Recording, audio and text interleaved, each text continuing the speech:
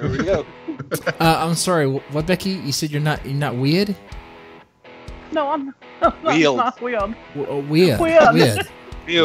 Weird. Jesus. Deadman Stone Podcast. Your host, Mr. Deadman. Co-host Becky. But you know what? Just a co-host, Becky and SK. There we go. There you go. And our guest tonight, Man. Derick Miller. Because I'm not messing that one up. Yay! What's going on, guys? How you doing? I'm doing great. I got a name right for once, so I get a trophy. Hey, well, mine's easy. Holy shit. Well, You did. I know. Where's my medal? Oh my God. I know. Praise Jesus. Praise Jesus. Yay! All that praying worked for I me. know what happened. I can explain it. Oh, explain it. Well, you know that episode that we did not too terribly long ago? With Nicholas... with Italian Boomhauer? Uh-huh. Okay. It totally changed you, didn't it? I think it did. Oh, my Lord. And when he sent over the hijab and I had to wear it, I mean, I didn't have to. I chose to wear it. Yeah, I think it helped me. Now, I got to thinking about that. He sent me a hijab. Was he trying to say that I'm his woman? Was Nicholas Passion? Well, it doesn't complete the ceremony. Obviously, there are additional steps to take, but it's down that path. Yeah. Yeah. Well, he says. I think you're engaged now. I think so. I think we're married. Huh. Does your wife know about this? See what happens when you eat bull balls. Yeah. Oh, shit. Okay. A few announcements right before. We got ads. Yes, we have one. Okay. Before we do that, just a quick shout out. I'm going to be taking shots tonight. I'm going to put on the shot cam. Boom, shot cam. Jim Beam, Devil's Cut. $2, $5 donations. Come on. I prefer $5, but I'm not gonna be picky. Just donate. The link is going to be in the description box below. It'll pop up on the screen if you use the Streamlabs, or you can just use PayPal. Either way, you donate, I'll be taking a shot. Boom. And someone already donated $2. Church of Failure did. So let me go ahead and take a shot now. And with that said, go ahead and read the ad.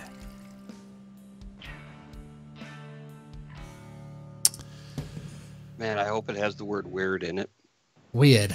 Weird? Wheeled. All right. I'm just scared at the video feed. It says ball cam. I don't know if I want to look straight ahead or turn. Oh, it still says ball cam. Damn. See, I didn't even change that. Ball cam.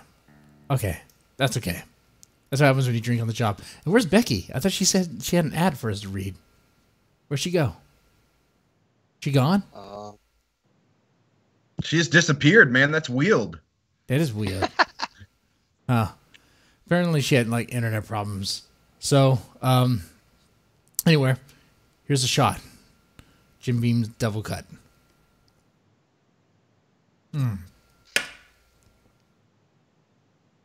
Oh. All right. Ooh, that's good. All right. Anyway, make the shots come, or make the money come in, and the shots will go down. All right. Anyway, we're waiting for Becky. She might have muted herself or done some kind of weird. But while we're waiting for that, I think she's having technical problems again. She had some a little bit earlier before we started. No, that's okay. You know what? Let's roll right into it. So, Derick Miller, man. Who are you and what do you do? Well, let's see. Derick Miller. Let's see. What do I do? Shit, man. Well, I'm an author. Been writing since 2008, maybe. Started out with a couple of books based on, my experience as a paranormal investigator. I did that stuff for 10 years. And they were based on my journal entries. And then those kind of fell off for a little while. I got married. I didn't write anything for 6 years. And then after I got divorced, I got the writing bug again. Gave all those journals to a horror author. It's always that's a word I have trouble with. Is horror. Yeah, I think you said a whore. People sorry. think I'm saying horror. Yeah. So I'm a horror author and a horror. Okay. I gave them all to a horror author in the UK by the name of Ray Louise. She did a novel not too long ago called The Fear. It's really awesome. She took all those journals, like 8 years worth of paranormal research journals, edited them, combined them into a novel. Honestly, I haven't read it. I don't know what's in there and what's not. I lived it, but I haven't read it. Okay. So, but I hear it's good, but it's called Diary of a Gonzo Ghost Hunter. I'm a big Hunter S. Thompson fan. Oh man. Do you experiment with some shrooms and stuff? Say what? You experiment with like psychedelics? No, I never have. I've been a big fan of his writing, and then of course the movies that have come out over the years, Where the Buffalo Roam, Fear and Loathing in Las Vegas, The Rum Diary. Hey man, I gotta tell you, check out the show we did with the Church of Cthulhu guy. Apparently DMT gets you close to Cthulhu. Apparently. Now, Becky's back on. Becky, you there? I am. I'm sorry. Okay. We're having storms, so that's okay. Our internet sometimes goes out. So if you leave me, that's why. All right. So we're gonna pause real fast. Go ahead and read the ad real fast, and then we'll roll right into like normal shit. All right. So go ahead and take it. Okay. This is from the guys at Death's Head Press. All right. They have a book available for pre-order called The Hard Goodbye by author Chris Miller. As the old axiom goes, if something seems too good to be true, it probably is. John Savage realized that too late. Following the biggest job of their lives, John and his small crew think they've got it made. But a lawyer, a junkie, a crooked cop, Savage and his girlfriend have unknowingly opened Pandora's box. And they won't know it until it's too late. As the brutally tortured bodies of their partners come to light, tensions rise all the way to the screaming, chaotic conclusion of this bloody crime thriller. High risk brings high reward, but the safe bet is usually the smartest. Stick to the plan or get ready for the hard goodbye. And they have an anthology getting ready to come out called And Hell Followed. The anthology's theme is the Book of Revelation. What if the prophecies of Revelation hit today? What sort of craziness and evil would ensue? And this book has a who's who's of writers in it, including Ralph James White, Sam West, the Sisters of Slaughter, Jeff Strand, K. Trap Jones, C. Derick Miller, Christine Morgan, Patrick C. Harrison III, James Watts, Chris Miller, Mark Deloy, Richard Raven, and many more. But you don't have Nicholas Pastone in it. That's the problem. That's the problem right there. That's not a problem. You don't have the Italian Boomhauer. Are you sure? Because she's like the best writer out there. Well, have you read his 2005 anthology entry? I've been trying to read it, but I don't think I possess the mental fortitude to really comprehend it. You know what I'm saying? Do not even send that to me. Oh, I'm going to cover it live one day. It'll be a special bonus show. I'll try to read it. Whoa! Oh my God! Why would you do that to our subscribers? My God. It's going to mess with me, too. My dyslexia is going to come in with his word salad and the way he phrases things and be like, oh, shit. Am I reading this wrong because my dyslexia is triggered? Or is this really how he wrote it? You be the judge. Well. Yeah. We should call him and see if he can say those words that I can't say. He probably can. Okay. Now, Derick, we're going to cover some news items real fast. It's good to be informed about what's going on. And feel free to chime in. Top stories of the day. Yeah. So now that we got our news babe back on, Becky, what's going on? Southwest apologizes to mom after gate attendant mocked daughter's name. And mom tells her that everybody is not nice. So... what was the kid's name? She might have deserved it. Yeah, what was the kid's name? Yeah. Absidy. ABCDE. Literally, ABCDE. That's how it's spelled. ABCDE. Yeah. And it's pronounced Absidy. How is that? Like, how do you get that? ABC. Come on now. Yeah. One wise ass said, well, at least she got the whole row to herself. Yeah. I mean, when you taking that kid to a hockey game. when you write down the name that you want for your kid, I mean, come on. I mean, who can you come up with some? Oh my God, I don't know what to say about this. I don't know what to say. Yeah, I think I need another shot to understand this. This sounds like I think you need more than one. They were getting ready. The little girl has epilepsy, and so they were getting ready. And she's only 5, by the way. So this is she's 5. I mean, as ridiculous as the name is, this employee was a dick. Yeah, well, don't make fun of the, he really make fun was. of the kid. Make fun of the parents who named her. Well, yeah. Right. So the employee was Not a the dick. kid's fault. The employee was a dick, but the parents are the worst because they actually named the kid that.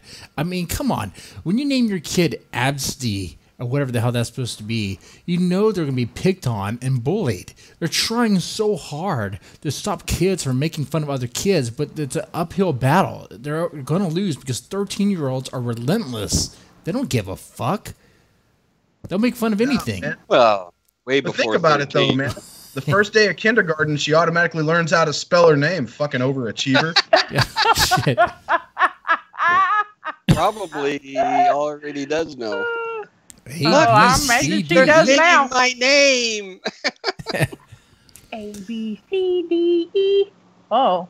But you know she's going by a nickname. After my name. Be Abby or something. She'll go by a nickname. Yeah. Probably ABC. Oh, shit. I mean, what else can we say about this one? No, Yeah. Nothing. The employee was an asshole. he really was. He What does really chat was. say? And Think about the leg up you get as a parent, though. Every time you open a can of alphabet soup, you're telling the kid, "Hey, they made this especially for you." yeah, see if you can find your name in here. That's good. What's That's good. the cereal? Is it like alphabets cereal? Do they still make that shit? Am I showing my I age? don't think. Yeah, you're showing your age, but They really unfortunately, don't. I know what I they don't are think too. so. Alphabets? Yeah, maybe. I think that's what it was called. Her Mhm, it first was. internship, and they'll ask her to do some filing, and she'll say, "Yeah, but I'm only good for the first 5 letters." I want to know what her last name is. Oh, Redford. I have it on the screen Redford. right here. Yeah. Yeah. A dogster. Oh, look at that. But it was from the news, so whatever. This has got to be some hipster, hippie It type is. people. It is. The other thing I was going to ask you is, Oh. it's.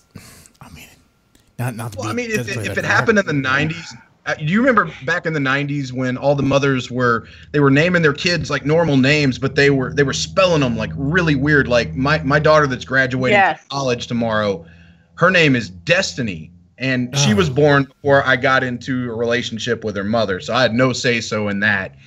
But when her mother and I divorced and I adopted her, her name was spelled, and she was born in the mid-'90s during this craze. Her name was spelled Deactuny, Destiny. How Oh the my fuck? God. I would not the even first pronounce it thing- that way. No, Yeah, because all the kids in school were like Deoctane, So the first thing, one of the first things I did when I adopted her is I changed the damn spelling of her name. Just Good. Good. as Good parents, for you. we just need to sit the fuck down, Just Yeah. Okay, I got one. My brother said this the other day, and it didn't hit me until after he said it because I've never thought about it before. He looked at me and he says, "Does Stephen King really have a son named Joe?" And Oh, I said, God. I said, "Yes," and he goes, "Wow." And I went, What a bastard.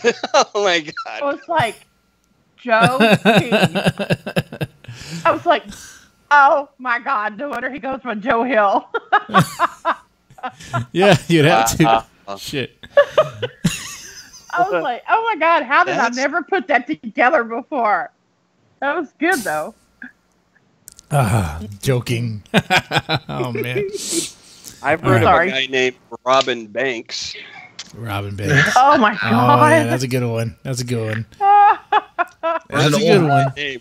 old man that lives in my town near the high school. I swear to God, for 4 years, I passed right in front of this guy's house, and on his mailbox it said Harry middle initial O, last name Ball. Harry O. Ball. Oh, that's good. I like my that. God. Anita Cox. Fonda I Peter. need somebody named Teal Dick. Oh man. Yeah. I kid you not.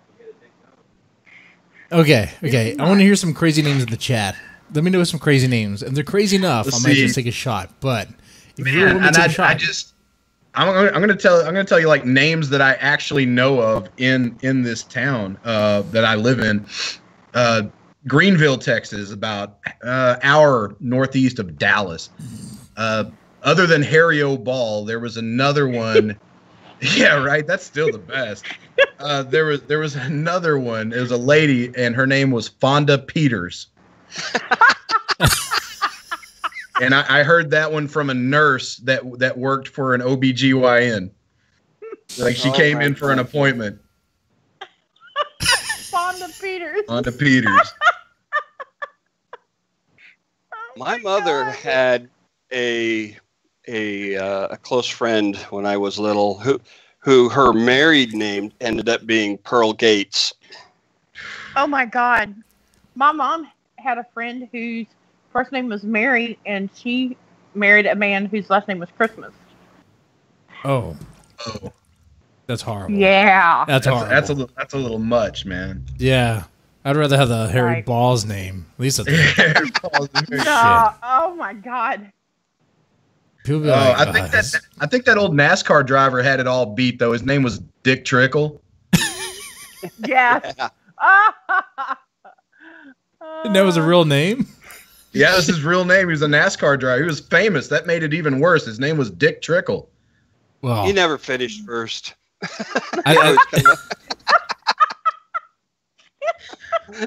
Oh man. SK has to sit at the bad kids table. That was bad. Patrick's actually in the chat for the stream, and he's telling me not to forget the urologist that's here in Greenville. His name is Dr. Wang. Oh my God, that's wrong. Oh man. All right. My brother said he worked with a guy named Michael Hunt. They called him Mike. Yeah. What was that? Was that Porky's? Was that what that's from? Uh-huh. I think so, yeah. That's so damn Wow, good. there's an old movie. Yeah. Yeah. Oh shit, man. I'm sorry. I turned 45 in a few but it's days. classic. I don't It's even want to talk classic. to you. I'm older, so hush. All right. I got all you all right. beat. Becky, what else we got? What else we Yes, got sir. going on? Oh, Lord, this one is great. Man rescued after being stuck in abandoned restaurant's grease vent for 2 days. What the hell was he doing in there? How the fuck? Well, you know, He was trying to break in and rob the place. well, it was abandoned though. It was. What? The man- I didn't say he was smart, obviously. The man who was physically exhausted and suffering from dehydration likely would have not survived another day given the circumstances. The sheriff's office reported that someone called and said that they heard a faint voice crying for help. The sound was coming from the roof vent of the restaurant. They used the ladder and found the suspect stuck in a sheet metal grease duct running from the roof to the kitchen. The man, who was 29 years old, was covered in grease and oil and trapped in such a position that he could not escape from the chute. And it took them about 30 minutes. It took between 30 minutes and an hour to free the man. Probably just to grab him alone. He's probably so greasy and hard to get a hold of. Like, dude, we're trying to help you, but you just keep on slipping. Firefighters obviously never watched Winnie the Pooh. I mean, come on. That's that. Right. So they took him to the hospital, and he's expected to make a full recovery, but the extraction caused about $10,000 worth of damage to the ventilation system. Oh man! But, okay, Oh, he's a slick old guy. He'll make it. So this is an abandoned restaurant, you said? Right. So what was the fucking There's point? got to be easier ways in. I don't know. It doesn't say what the hell he was doing. He's just trying to be why. slick. trying to be like, just break down the door. It's So- abandoned. When I was a young man, I actually had a job one night, just a side gig, to go to a restaurant after they closed and clean their exhaust vents because they were God. horrible like this. It was a disgusting, awful, exhausting job. It took us all night. It And is. so that picture is no exaggeration. Oh no, They no, just no, no, they it's just not. get to be horrible. Like, man, I didn't want to tell the story either, but shit, you know, of course, when first job is fast food, and I learned real fast how bad that grease trap is. Out there in the back behind the building of Whataburger. Yep, When- stinks too. Yeah, that's exactly it. When the truck comes Yeah. to pump out the grease out of that trap, out of that big dumpster of grease and shit. Hopefully not shit. But when they open it up, it reeks of death. I'm like, oh God. Like, I just looked at the Right. man. I I was mean, like, how could he imagine being in there and having to smell that? Oh my God. just break down the door, fucker. I mean, you're gonna get caught. Now you're worse. Oh, you almost died. I mean, at least now prison looks pretty good for him now. There's a lot more room in a cell. I guess Yeah, you get Yeah. free food. he'll be singing "Slip Sliding Away." won't You he? can shit in a toilet. You get a roommate. You can be nice Oh, to you. glorious! You can shower. You can With shower your roommate. with your roommate. You drop the soap. You might get something special. Who knows? Then he'll be glad he had grease. Yeah. Oh, All right, you ready for the next one? yeah. Oh yeah, You sure? I think. yeah. so. We beat Thank- that guy to. We Do beat it. that guy to death. Yeah. Santa on the naughty list after swearing at children. Isn't what they're supposed to do? No. Come They're here, you supposed little to say, bastards. Ho, ho, ho, Merry Ho, Christmas, ho, ho, you and little blah, blah, blah. bastards. Come on over here. All right. Come on over here. Let's see some more. I want to hear some more about this. Yeah, yeah. Yeah. Was Um, alcohol involved? Parents said the festive favorite ripped off his hat and beard and used the most vile language, shocking the dozens of children who had been waiting to meet him. And this was prompted because the fire alarm went off. The fire alarm went off. The fire The fire Fire alarm. The- alarm. That's the weirdest fire. thing I've That's heard. that's the alarm that's really distant. Yeah, the fire alarm. The The fire. fire alarm. Another event nearby set it off. I almost said the word again. The smoke made it go off from a nearby event. Mhm. And so people were evacuating, and Santa got pissed. Well, fuck yeah, you got pissed. How the fuck yeah, you got pissed? He's sitting there, and all the kids are sitting on him, probably peeing on him. The shift isn't Wiping done their with. boogers in his Yeah. fur liners and He- shit like that. He wants to get over and done with, man, and now it has to postpone this shit. Someone caused some problems. I don't know. I hear a lot about people that play Santa Claus just hating children. I don't know why they do it. I spent like 6 years married to a woman who she was actually Lon Chaney Jr.'s great niece, the Wolfman, Lon Chaney Jr. Wait, hold on. Did I follow the story right? You married the Wolfman? I've married the Wolfman's great niece, Okay. Now Wolfman Jack. not Wolfman Jack, but the Wolf, Lon Chaney Jr., the black and white Universal Okay. Studio Wolfman. All right. I'll just make Wow. sure. I had a shot and some beer. I just want to make sure I'm following this. Okay. Her grandfather was the White House Santa Claus from like the Eisenhower administration all the way up to Daddy Bush. And Oh wow. yeah, so when he wasn't doing things in, DC with the White House, he was Santa Claus the rest of the year as well. He lived in Burbank, California, and he would go to children's hospitals with celebrities and, cheer up the kids and what have you. And his home 365 days a year was made up to look like a house at the North Pole. Not the real North Pole, of course, but the mythical house at the North Pole. It was decorated. They had reindeer in the backyard. It was decorated for Christmas all year long. Jeez. And he's actually in the Santa Claus Hall of Fame in somewhere. That's a thing, dude. Yeah, it really is a thing. They have a Santa Claus, Indiana, too. But the whole town is made up like that. His name was Robert George. I think he was an American Lebanese ambassador for a while, and I have a photo of him somewhere standing in between JFK and LBJ. So he dressed as Santa. Dressed as Santa. I met the guy one time before he died. His beard was real. Everything. Wow. So, but he hated children. That's the one thing she told me. He hated children. Maybe he likes experience. Maybe he likes to be. You're a fat guy and you don't want to shave. I mean, what other job are you going to do? So, Well, I've done lots of jobs. Yeah, well, me too. But, it's California. It's a different market.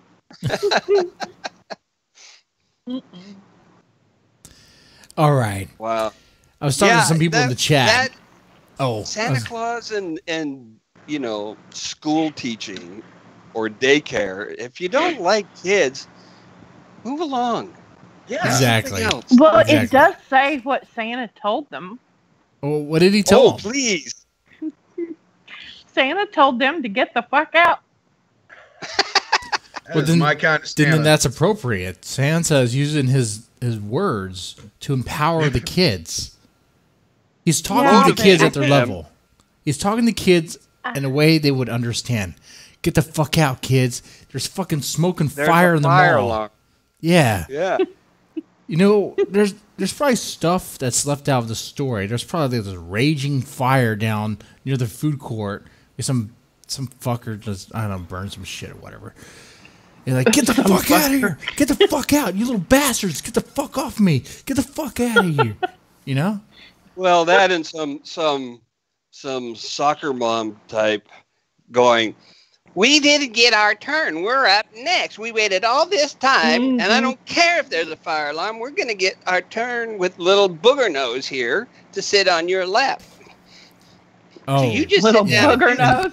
And let me tell you, you wait like an hour or 2 hours in that line. It isn't fire, smoke, hell coming up from the ground. It doesn't matter. Your kid is sitting on that Santa. I had to go through that. To keep my kids entertained, my son was playing some sort of cell phone game with like toy shop, toy smash, where the fuck it was, and I was trying to like, oh shit, he almost went into a microtransaction. Gotta avoid that. Nope, let's not do that. So I was doing that for like an hour. So by the time, and let me tell you, if there was fire down in the food court, I'd be like, fuck it, fuck you, Santa. You sit down. We're taking that photo. I didn't wait for all this time for nothing. Yeah, totally. Oh, hey, in the chat, I tell you what, you want me to take another shot? Let's get the likes up to 5. Let's get 5 likes. Let's take another shot. Okay, come on. How many likes do we have? I think we only have like 2 or 3. 4? Somebody click the little thumb up button. Yeah. Come on, you can do it. Come on, what's the news? What's the next item, Becky? What's the next thing? I'm not telling you. No.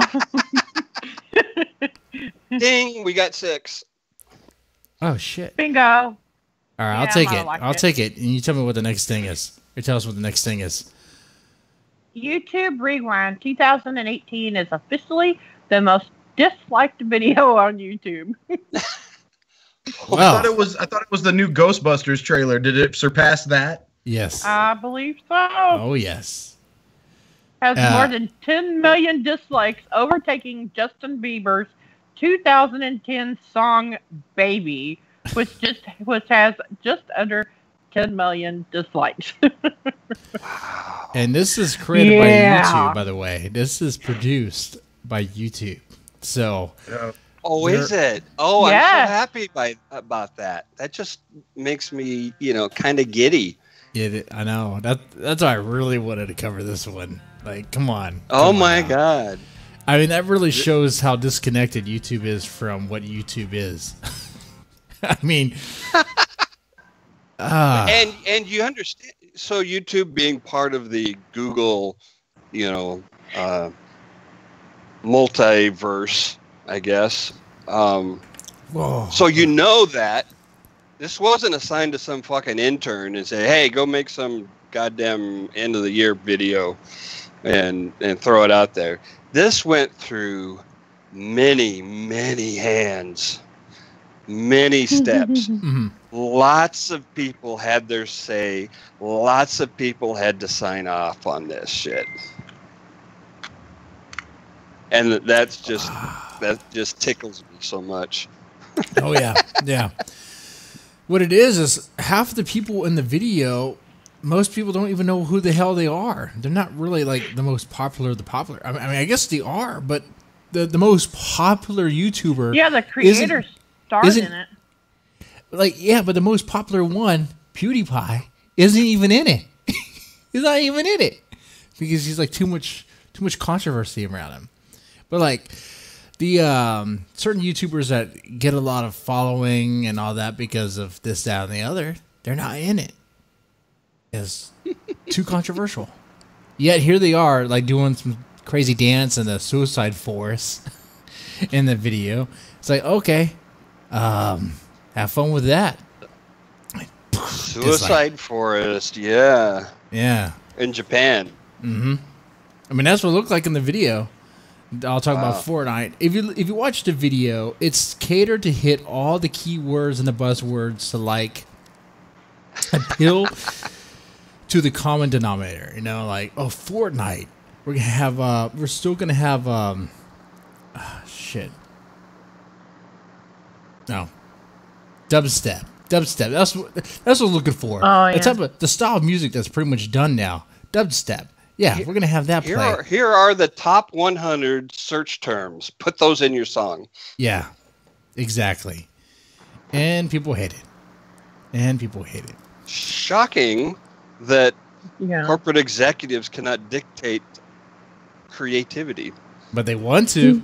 They want to. Oh, they want to. There's a whole industry on the West Coast about that. Convinced they could do that. Oh, yeah. All right. Well, I think that pretty much does the news segment. What do we have here? It Horrible does. covers. Derek, are you still there? You've been quiet. Yeah, I'm still here, man. Okay. All right. I'm not going anywhere. Thinking. Pay attention to the stream. We're moving to horrible covers. We're going now. 3, 2, 1. Which one are you doing first? I'm pulling this old one. This is God's masturbation solution. And that's an oldie but goodie. Let's see. Let me look at what we have. There's a solution? There is a solution. Why are they keeping this from me? I thought the solution was just to do it. Oh God! All right. Didn't we cover this one? Yeah, we did. Go blind. It's from last time. All right. So the one I can pull up now is, all right. Do you want to go lesbian on a motorcycle? Do you want to go lesbian on a motorcycle in the desert, or do you want to go the rifleman? The rifleman? Yeah. Okay, you want to go pedo. Okay. I see. Yeah. Becky, you're weird in the brain. Okay. Yeah, we already handled the masturbation book. Yeah, yeah. That's a placeholder, if you will. That's a placeholder. The rifleman. He likes that one. What? This is the first time I'm actually looking at this. What the fuck, man? What the fuck does a log have to do with this story? Why is he holding the log right at his dick? Why is he wants to hit him with it, I think. He didn't hit him with it. A mysterious bag holds he's prepared to.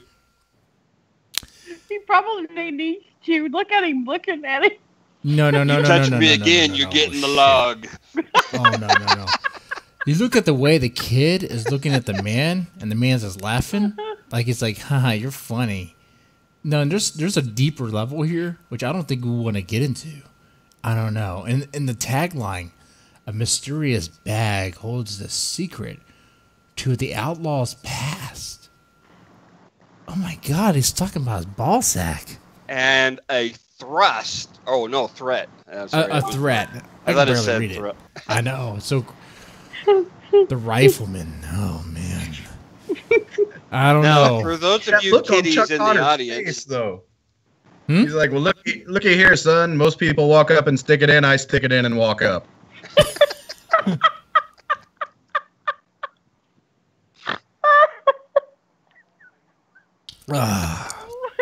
I gave you that. I gave your mom that much wood. I don't know. I don't know.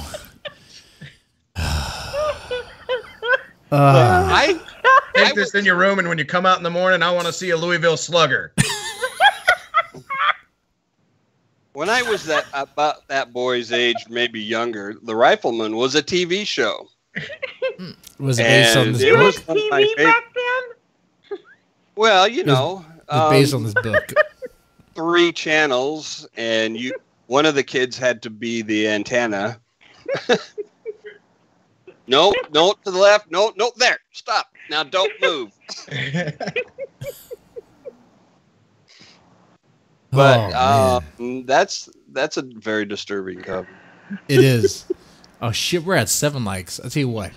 Like I said, when we take another shot, $2, $5 donations are we reached 10 likes. We're at 10 likes. We're not 10 likes. No, We're I at said when we reached 10. Yeah, but of course, I like money. You send me $2, I'll take a shot. Okay. Anyway, And for a $10 donation, I'll take a shot at Jesse. No, and for a $10 donation, you get to watch me tase my brother. that is true. Oh, We're still getting That's lists. a bargain. I think we have 1 person so far, so that 1 person will be able to watch that. Okay. They must not Do believe the you. going steady one next. Going steady. Oh my Uh-huh. god. I see what we're Because doing. I have something to say about this. This one, You're going this one classics. You're going classics first. I know what you're doing. Yeah. so many levels to this one. Okay. I hope she Ready? wears protection. I don't Going think steady. I don't think she needs it. She has arrows on her backpack. She does. She's got a quiver and a bow hanging over the fireplace. She's playing And hard to I get. had to really look at this picture because when I first saw it, I was really not sure that those were hearts around their necks. Yeah, look at that. She's claiming him. I think she does need protection. Look, she fucked 3 guys. That's what that is. She's a headhunter. She's fucking him. Mounted him on the wall. She's fucking She's him. got trophies. Decapitating Literal him. Put him trophies. on that. Yeah. She's a fucking New serial teen killer. decorating ideas. Yeah, if she think about it, Becky, if she gets knocked up, the kids are not going to know who her dad is, who their dad is. Be like, where's my dad? Look up above the fireplace. Well, that's your dad. in the trophy room. Yeah, That would have been a better version of Mamma Mia. Yeah, no doubt. that would have been. Wonder if those books are Hardy Boy books. They look like it.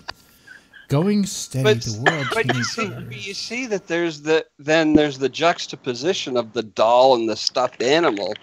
You know, so there's still the little girly girl. little girl aspect.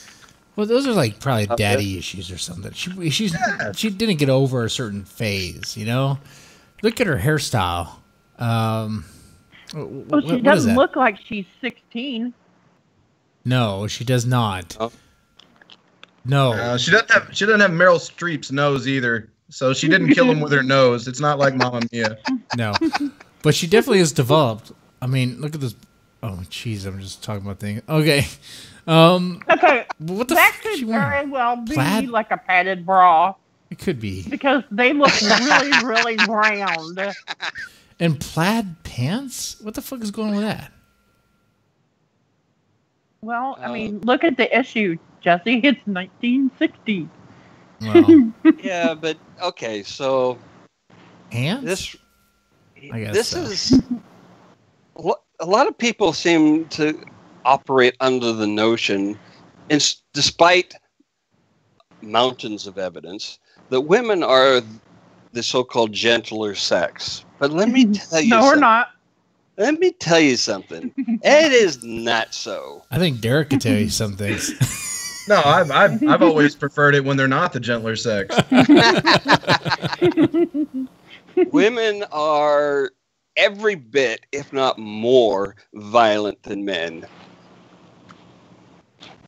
They just don't always go to the point of mounting heads on walls. Not like this babe. I mean, is Not no. within babe. not within view of the public, anyway. Right? I mean, this is, and she's really happy about it. Yeah, she's fucking psycho, man. You wouldn't get near her. Completely, yeah. Look, No I can way. trick them. Well, her thinking we're gonna quiver's have full. At least sex. she had the decency to retrieve the arrows. Yeah. Yeah, of course we don't know what she shot. Now Yeah, she did Daryl more- Dixon the fuck out of that night and got her arrows Name back. Lorena. she definitely did, and she did more than just mount the heads. She saved that one dude's hand and arm and Oh put it- no! I know it looks like that. That's her arm. Oh, that is. She mounted more than the heads. Look at the smile on that face. Oh So she shit! did taxidermy. She is. Oh man, she can't. Taxidermy is a gruesome hobby. So are Okay, there but- asses sticking out on the other side of the wall? Probably. Yeah, it's her bedroom over there. Mhm. Oh my God. Yep. And Becky, she Yeah. can't. She has to be older than 18. She has to be. She's into taxidermy. She knows how to use a bow and arrow. She might have puberty might have been a weird thing for her, as her breasts probably aren't as developed as they should be. But some chicks have small cubs. What can I say? She could be athletic. She would have to Yeah. be, right, to drag 3 bodies. bodies around. Yeah. Or Bodies she pulls out one of the books on top of the fireplace. The fireplace moves over, and there's like 3 glory holes. And this is going steady. This is what you learn about going steady. Yeah, but steady what? This is not that's going what- steady. that's This what we is going don't know. south. Apparently, you Going don't know what steady is, steady Becky. is- This is steady. Well. Let me tell you something. This is unstable. This is Yeah, not this- steady. You guys are judging her. I would get close to her. I'll give her a chance. You eat bulldogs. Once. What kind of judge are you? I'd give her a chance. You guys are haters. You guys are haters. I'll give her a chance. You eat bulldogs. I mean, we kind of know about your decisions here. And snort cinnamon. I'll give her a chance, guys. Come on. and There's a chat with wait a me. minute. Come on. Come on. Yeah. All we What- need, what these you're- 3 guys. What you're saying, Jesse, is that maybe these guys Are deserved it. They were yeah. asking for it. Exactly. But- It was Look how like- they were listen to the dressed. guys' faces. Look at They- the guy's faces. She's they went smiling in the- because she perfected time travel. Like the guy Wow. on the left is Elvis, and the 2 other guys are the guys from Supernatural. Check them out, man. That is it. Exactly. So she's not going to be hunting me. Hell. You know? I'd be fine. I'd be But fine. what about the creepy dolls Yeah. on the fireplace too? Though we're not looking at that. Well, No. you know, I don't judge. Maybe the that. doll killed It's a him. voodoo doll. The doll came to life and killed him. Ah, that's what it is. That is Blame a- it on the doll. yeah, that's it. Except little Lorena there. She's the one with the quiver full of arrows. All right. And she obviously is old enough to live alone, because this is not going up over mommy's fireplace. Oh, wait a second. No, Unless you've got no, mom no. mounted in another room. Wait a second, SK. You just brought up a whole other dimension. What? Because she's smiling at someone. Who's she smiling at? What is she Probably smiling at? her. Mommy? That's no Yeah. mommy. Totally mommy. Someone had to take that picture. Selfies weren't around back then. She's smiling at mommy. Yep. Daddy Look, wouldn't approve of Mommy. that. Daddy would No. be like, "Fuck no! What the fuck's wrong with you?" No. Daddy would be like, "Why are you bringing that shit in my house?" Yeah. If she had Daddy a is dad, probably on down the wall. yeah. If she had a dad, the dad would be killing these boys. And Right. it would be him right there. Be like, okay, these are the guys that try to play with my daughter. But no, she's smiling at her mom. Oh my god. Oh, Just how mommy used to make them. oh my god. Mom's That- in the kitchen chopping up and serving up what's left of them. Let it be for SK, huh? To go deep like that. Okay. I say we go how to make some money. You want to know how to make some money? Okay, chat. I do. Chat, you want to know how to make some money? Bring some people onto the show. Because right now you're going to learn how to make some money. As long as I don't have to take my clothes off again. Bring your friends, bring your partner, bring whoever. Here we go. You're going to learn how to make some fucking money. Sam's afraid you're going to make him naked. I'm not afraid. I just, This book, How to Make Some Motherfucking Money in Your Spare Time. I've got a lag. I got a major lag going on in my YouTube feed. So it happens. Stuff don't show up for like probably about 2 minutes after you guys are talking about it. I'm like, what the fuck are they talking about? It happens. That's the nature of the stream, apparently. Yeah. But don't worry, you'll see it. That's the nature of Northeast Texas, man. Oh yeah. Okay. So what you see, what we're looking at is how to Those little bits got a long way to travel. How to make money in your spare time. And you have a fucking thug in a tuxedo with a... Is that a Tommy gun? What the fuck is that? I've been trying to... It's not a Thompson, no. And I'm not even sure it's a real gun.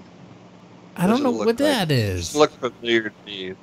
I don't know, but did you see the author's name? Yeah, it's a pen name. It's a number. It's covered up on the stream. You can't see. It's all numbers for those of people in the audience. It's just numbers. Let me bring that text down. Yeah. Fast. There we go. There we go. How to make money in your spare time, see? S73126. So there's free speech. And then there's advocating for violence. I don't know where this one. I think this book kind of teeters on that line. I don't. Is it? Is it good? There've been movies like How to Steal a Million and shit like that are comedies. Yeah. So I wouldn't necessarily take this as a honest to God how-to guide. Besides, if you look at the one-star reviews, you get that.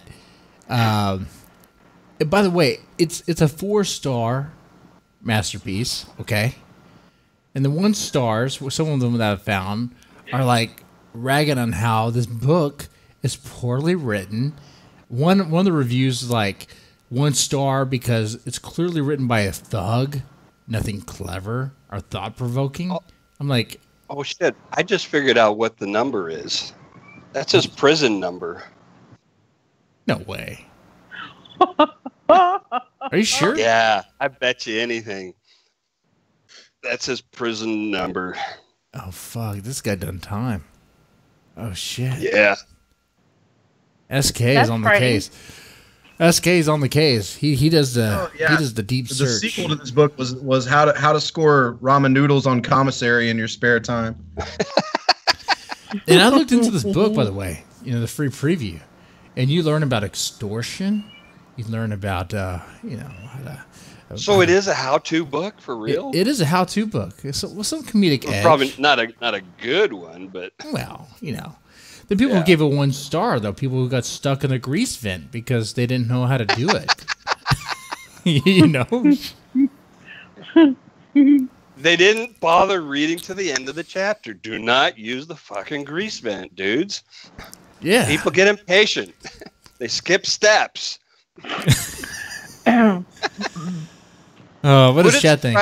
Would it surprise any of you to know that I took a class time with a convicted bank robber?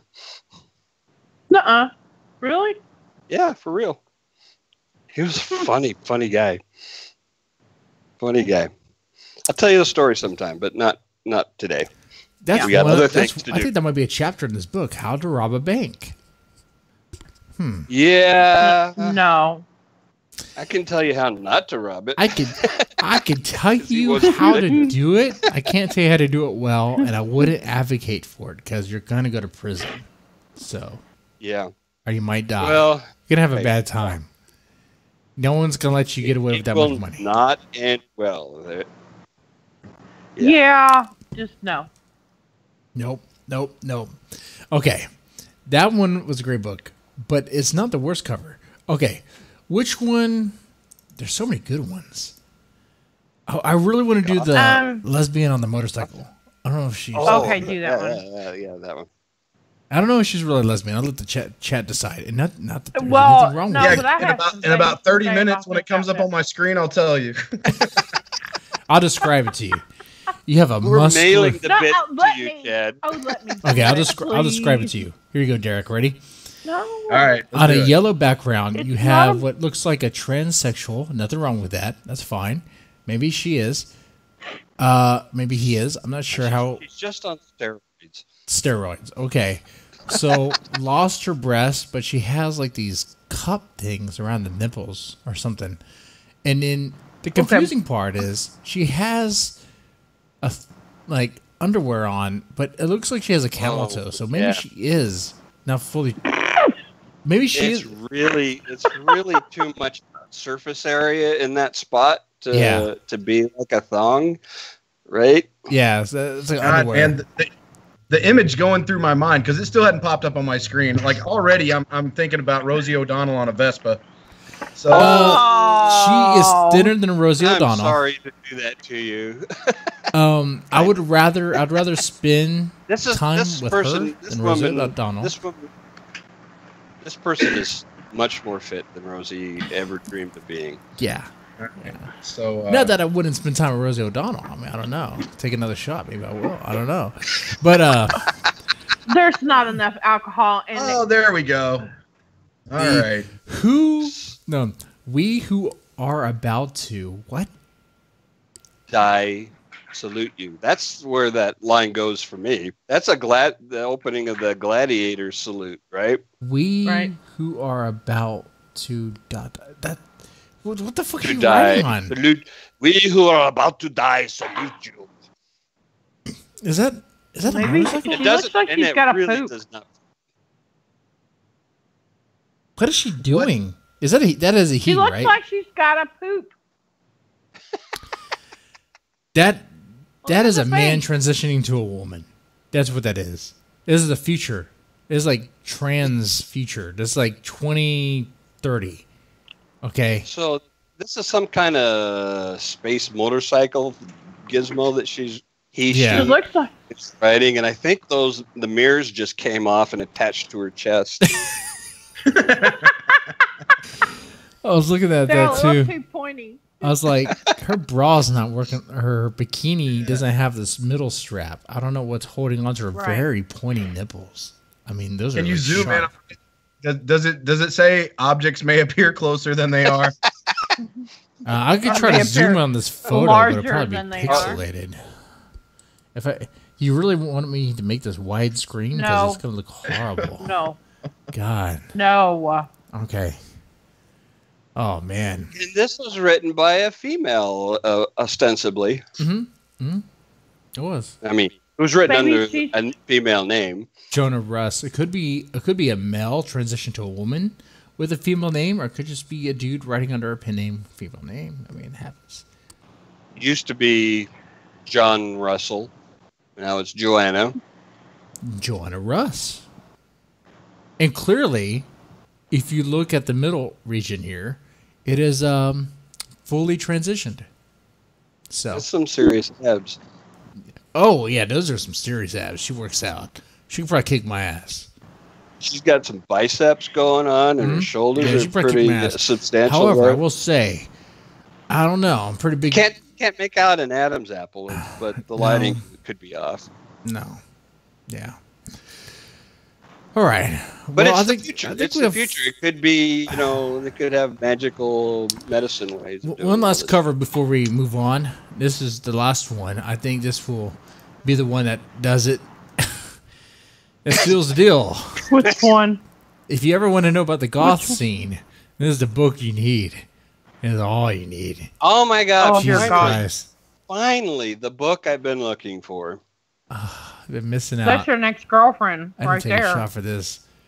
Oh fuck! So I need everybody's help with something, because this has really brought something to the surface for me personally.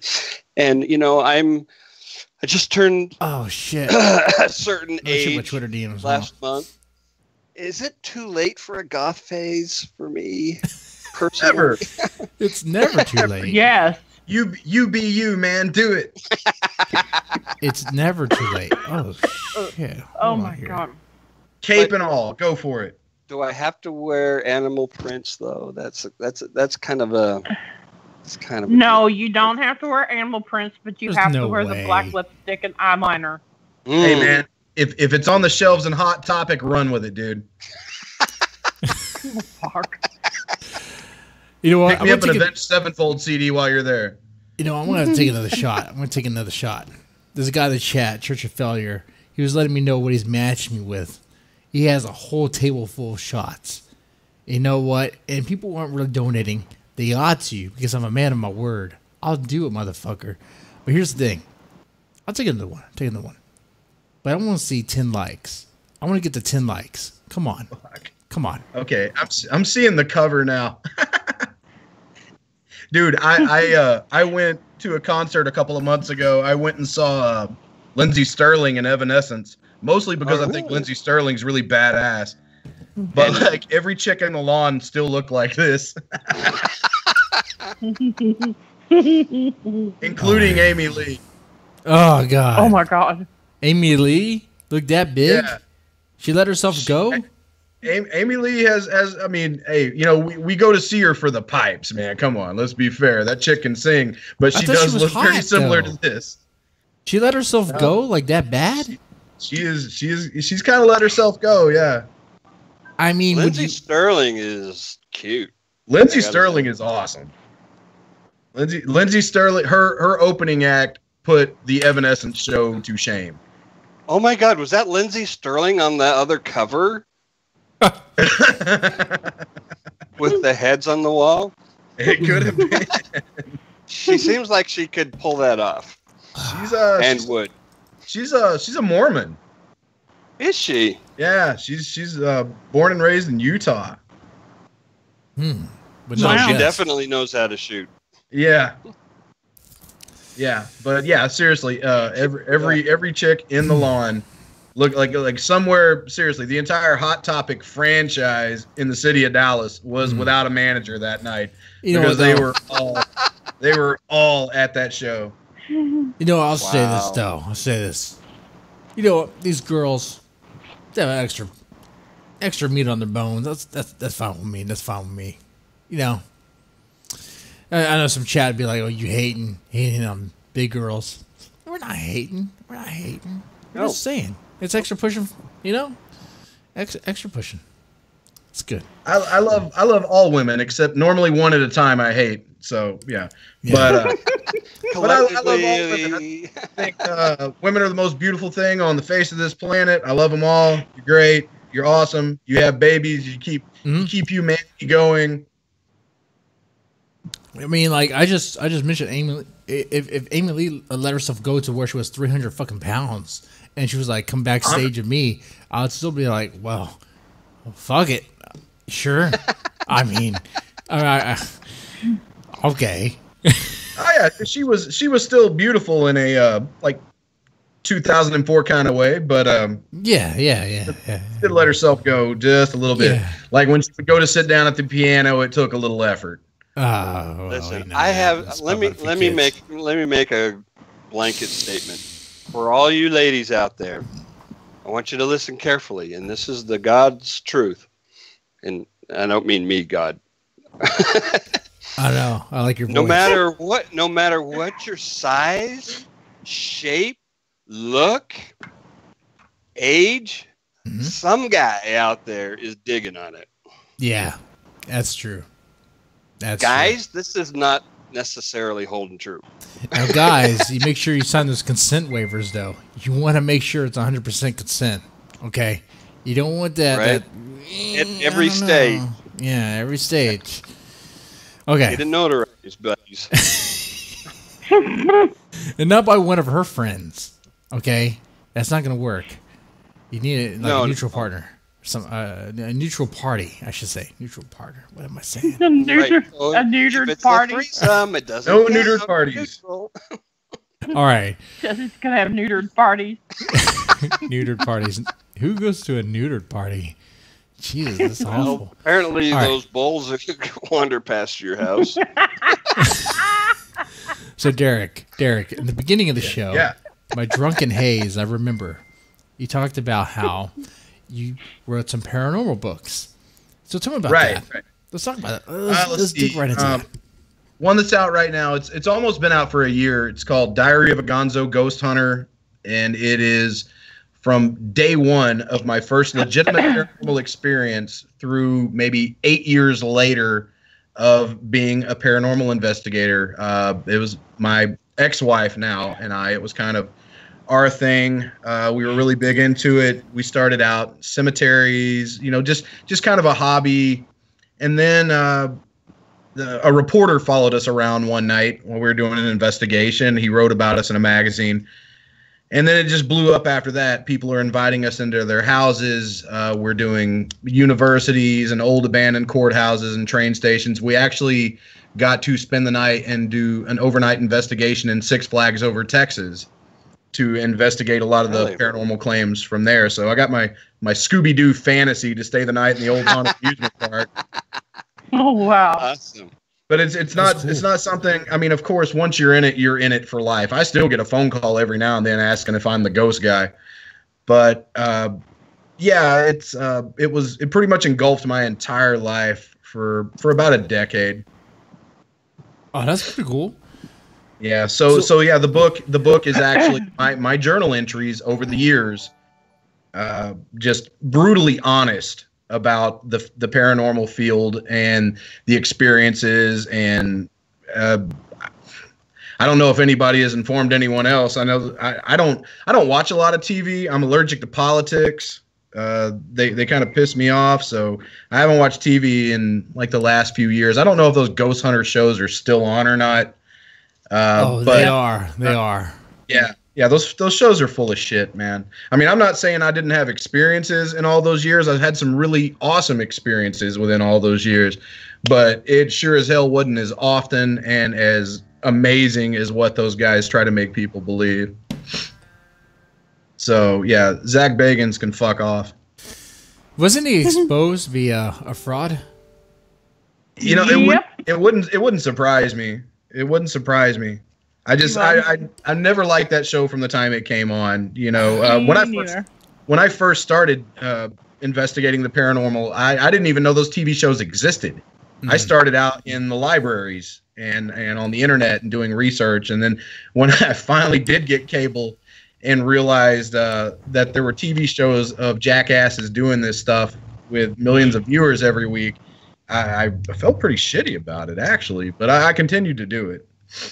But if you want a brutally honest look or a brutally honest peek into what the life of a paranormal investigator is, it's on paperback and Kindle through one of my publishers, Black Rose Writing, and it's called Diary of a Gonzo Ghost Hunter. And I don't pull any punches. It's brutally honest from beginning to end. So not fictionalized at all. Not fictionalized, not even in the slightest. Even and it's called Diary of a Gonzo Ghost Hunter. Like I said, I have a Hunter S. Thompson thing, so I called it Gonzo, and I wrote it in kind of the style that he wrote, where he would go and do and live, and then place himself into the story. I mean, so it's not just about the paranormal; it's about things that were going on in my life at the time, whether they were very, very good or very, very bad. I didn't skip any of it. And plus, growing up and living and performing this stuff in a town that at one time was in the Guinness Book of World Records for having the most churches per capita than any other city in the country, you're met with a lot of negativity. So, like I said, brutally honest. Okay. Very interesting. Now, what are some of the most bizarre things you experienced as a paranormal investigator? I'll tell you the coolest thing that ever happened, and it was later on in doing this. We were doing repeated investigations in an old abandoned train station in the town that I live, where I want to say like maybe back 1920s. They were taking a man off the train. He was going to be taken to the courthouse to go on trial. I believe it was for murder. And right when they got him off the train, of course, the vigilantes turned the corner and they strung him up and hung him right there at the train station. And his name is still carved in the bricks on the train station wall right there. It's this train station's in the National Register of Historic Places. Why did they string him up? You know, vigilante justice, East Texas, man, gotta love it. So they didn't need a reason. I guess they didn't need a reason. They already had their mind made up that whatever crime he did, he was being accused of, he actually did. So they strung him up right there. I believe, if I remember correctly, I believe his name was Samuel, because this is almost another lifetime ago. I've tried to brain dump a lot of this since my divorce, but yeah, we did investigation after investigation in this place because we tried to be as scientific as possible, and unfortunately, paranormal investigation isn't a legitimate science because you can't recreate the results in a controlled environment. I wish you can't cause it to happen. Right. Like, I wish you so could, like, find a way to summon, like, a deity, or not a deity, but, like, a ghost or whatever, and, like, I don't know, be able to reproduce that. Because someone like me would totally be doing that just for YouTube clicks, really. It'd be hilarious. Oh, my God. I'm gonna summon a ghost. You'd really piss off the ghosts, right? Like, I've done that before. Come back. SK, no, come back. You have no idea, dude. SK, I rubbed my ball sack on a Ouija board once, and what happened? He also played. My house almost burned down. What was that game you played that one night? Charlie. Yeah, Charlie. Yeah, it kept on answering yes to everything. To Renee Miller. I think Charlie has a thing for Renee Miller, which I know she listens to the show. Mm-hmm. All right, anyway, here's a shot. Church of Failure donated $2. So because he donated, I'm taking a shot. Huh? Okay. I'm past my limit, guys. Awesome. You want me to take more? You got to donate. Wait a minute. You said you're past your limit? Does this mean? There's no limit. Okay. I was just checking. It's like lightweights. Well, we did end up getting a photo that night that just blew me away. It was better than anything I'd ever seen on any of those television shows. And you think out of 8 years of doing that almost every weekend and taking tens of thousands of photographs, to say that I have one out of those tens of thousands that makes people a believer. It was pretty intense. Like it was intense enough when they called me to see it. I immediately called everybody on the radio. I'm like, turn on the lights. We're done. We're done. From that moment on, I didn't want to do it anymore because I saw exactly you had what enough. I had enough. Well, I wanted to keep doing it until I found something that was completely and totally unexplainable. And in my opinion, that was it right there. It was actually, we sent it to 2 different universities for them to try and debunk, and they couldn't do it.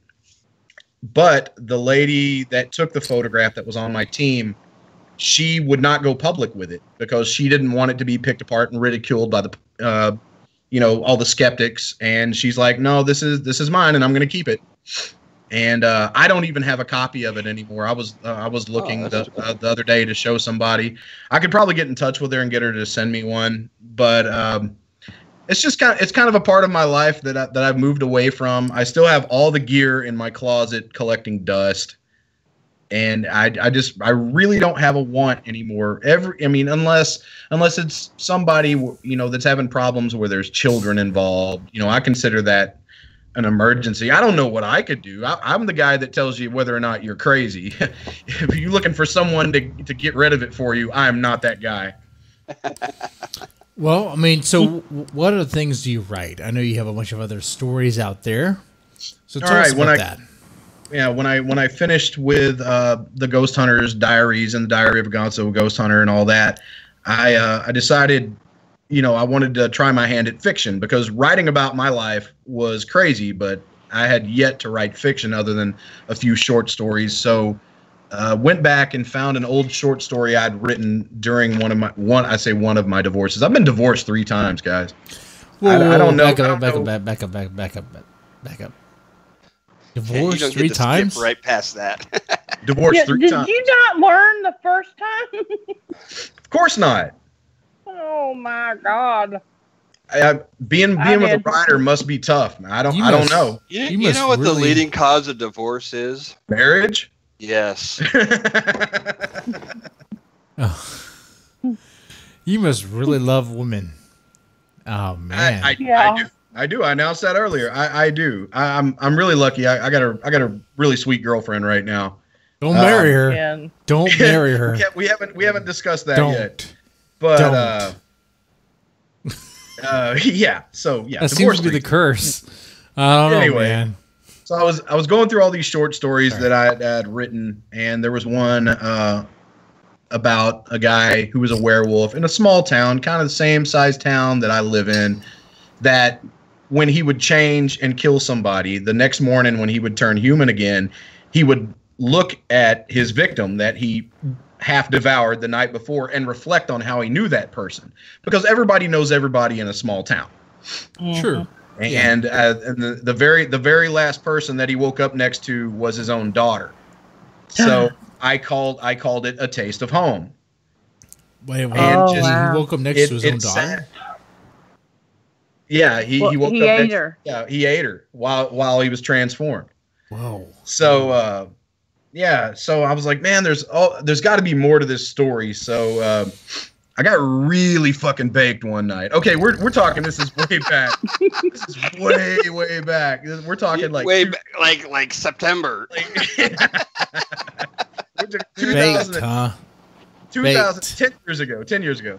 No, you mentioned Hunter S. Thompson. I was like, you dabbled in psychedelics. Weed was on the table for that, man. I got really baked one night, and I told my wife number 3. Actually, we weren't even married at the time. We were still dating. I told number 3, I'm like, bring me a pen and some paper. And off to the bedroom she went to gather this pen and paper. And I outlined an entire novel based on that short story, changed some things around, named some characters, and the next thing you know, I start writing my first fiction novel. It was released in 2010, and then released again in 2016 when I signed with a literary agency in London called MBLA, and then MBLA had to close because the agent who was running the place, he was actually a writer for Buffy and Supernatural for a while. He ended up getting diagnosed with Pick's disease, which is a degenerative brain disease. He still has a podcast, though. I don't know if you guys listen to other podcasts, but he does a podcast every week called the Literary License Podcast, where he talks about novels that have been turned into films. Oh, man. Maybe we could bring him on. Tough job, by the way. Yeah, his name his name's Keith Shago. He's a great guy. He's totally awesome. Shit! Hey, let's reach out to him, Becky. Okay, tell me his name again. Keith Shago. It's CHAWGO. You know, doing an adaptation from others' source material is just a brutal and thankless job that nobody will ever be happy with. Well, you might make some people happy, but yeah, it's very rarely is the movie better than the book. But so I released A Taste of Home again in 2016 in the UK, very limited, and then one of my publishers now picked it up and it was released again in August of this year. And the sequel to it, Far From Home, just came out this last week. So we have Taste of Home, Far From Home, and then in January, I began working on the last novel in that series called Home Sweet Home. So it's North Texas, small town, werewolf. The sequel takes them into New York City, so it's like fish out of water. And then the third one's going to take them back to Texas with what they learned in New York City. What can they learn in New York City that will translate to North Texas? Man, I've been to New York City 45 times in the past 4 years, and you can bring home a lot. Well, I mean, besides diseases. Yeah, heroes, diseases, and yeah. I was gonna try. This is really interesting. So I have a question for you.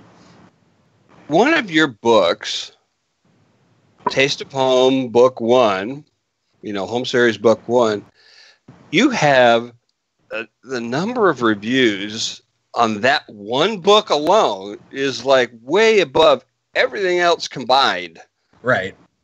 How did that happen? Do you know? That's a very good question, man. That's a very good question. I'm hoping that the second one will have that many reviews here over this next year. I need 8 more. 8. But you hear that? Okay, people listening, go read this book, A Taste of Home by Derick Miller, and leave him a fucking review, for God's sakes. Yeah, I don't know what it is about reviews. People like to read, but they don't like to review. They're lazy. I'm a freelance journalist for some local newspapers and a magazine, and that's my column in the newspapers. Is I write book reviews, and for a very long time there, I was reading and reviewing a book a week. But I only review Texas authors, like indie Texas authors, really? Trying to put them into the spotlight because nobody else will. So I would read their reviews. They would send me their books or send me links to their Kindle or PDF files, and I was reading a Texas author a week and reviewing them for the newspapers. My favorite Texas writer has been over the years. I don't know if he ever wrote a book, but it was Joe Bob Briggs. Joe Bob, what is he? Oh man, what was his the drive-in movie reviewer? Yeah, that dude. Brett McCormick. That stuff. Oh God, I laughed my ass off with that shit. Yeah. One of mine has to be Brett McCormick. Kinky Friedman is an author. Who? Like the guy that's always running for governor of Texas, like Kinky Friedman or whatever his name is. He's an author too. I had no idea. Oh, yeah, man. His name's Kinky, and he's running for office. He awesome. ran for governor like a lot. Wow. Yeah, he's an author. He's like a mystery author. I mean, is he really a mystery? I mean, his name is like Kinky, right? Is his pen name Kinky or what? I've never read any of his books. I've yet to read a book. I met this guy at a Renaissance fair once. He had a booth outside. He was selling books. God. Nobody who goes to a Renaissance fair should run for office, okay? That should just be a thing. Yeah. Are you sure? How do you not sure he's not like Chuck that? Tingle? Are you sure his pen name isn't Chuck Tingle or whatever that dude's name is? The guy who writes all the Pounded by the Dinosaur. IP Freely. Did you say IP Freely? Yes.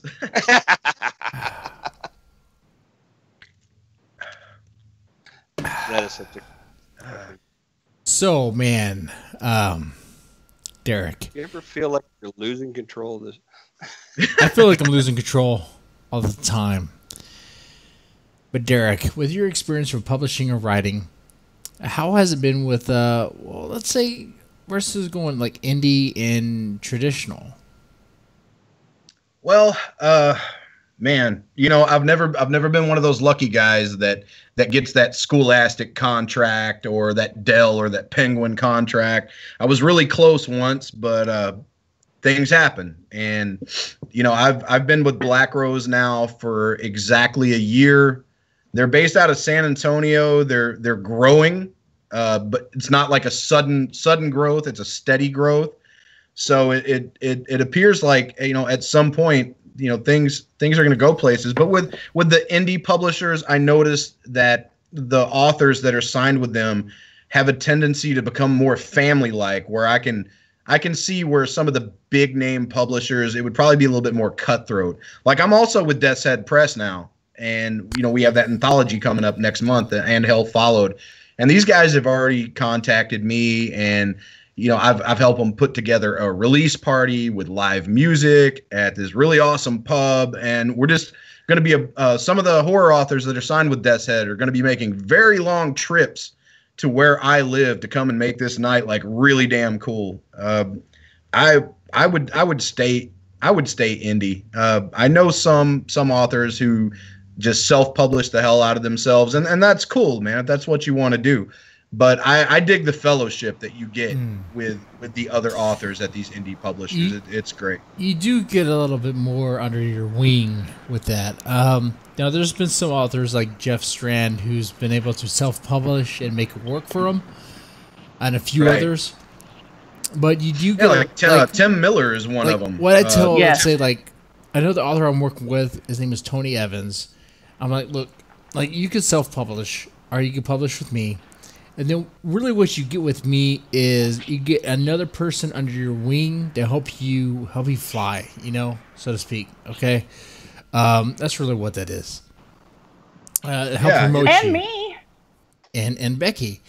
And I meant to do this at the beginning of the stream, but I guess I can say it now. This was a message to other publishers. Okay, here we go. Look, attention, other publishers that might be listening to this stream. I know you are. When an author you work with works with you and decides to work with another publisher, that's not a bad thing. I mean, unless you have some sort of exclusive contract that binds them to you, which probably isn't happening. Let's be honest. Right. That's not happening anywhere. Right? Right. Okay. So they're free to work with anybody else. Anyone else. They can work with everybody. They can work with Hellbound Books. They can work with Unnerving. They can work with Deadman's Tome. They can work with I don't know. You just fill in the blanks. Sorry, I'm a little intoxicated. Yeah, somebody actually has a question for me in the chat. Oh, we'll get there. I'm almost done with this. This is diplomatic. Don't worry. So I'm just saying, but when authors have the right to work with whoever they want to, whenever they want. So, and if they decide to do that, don't go on a tantrum. When you go on a tantrum, especially if you make it public, that makes you look bad. That makes you look like you're petty, like you're agreeing with envy. Don't be like that. And I understand that we're human and that we're vulnerable to those emotions. I get it. I'm not going to pretend like I'm not. But you're not doing yourself any favors. You're not pulling new clients to your business when you act like a brat. I think that's what you're trying to say. Exactly. So just let them work. Because really, the way the industry is right now, authors should be working with as many people as possible, as long as they're honest and they mean well, and because they're competent.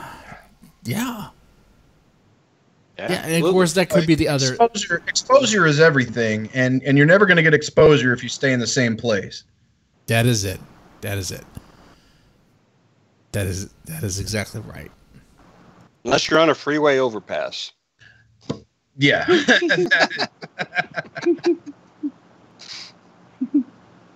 can get a lot of exposure there, but probably not the one you're thinking is a different exposure. Probably not very much before you end up going to jail and needing bail money.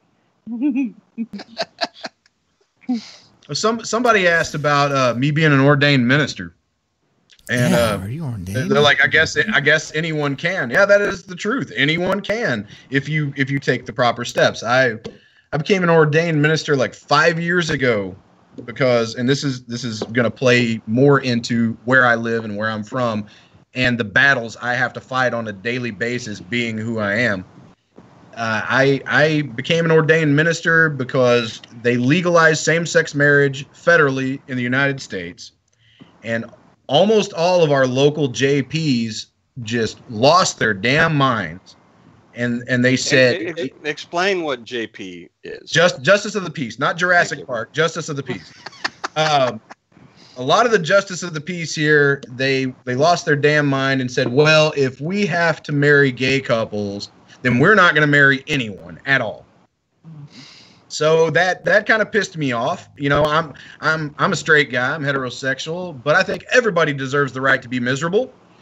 So I said, what I'm going to do is I'm going to become ordained, and then I'll marry these people. These people that, first of all, it's already hard enough. First of all, you're in love. Congratulations. You found someone to love in this crazy world of ours.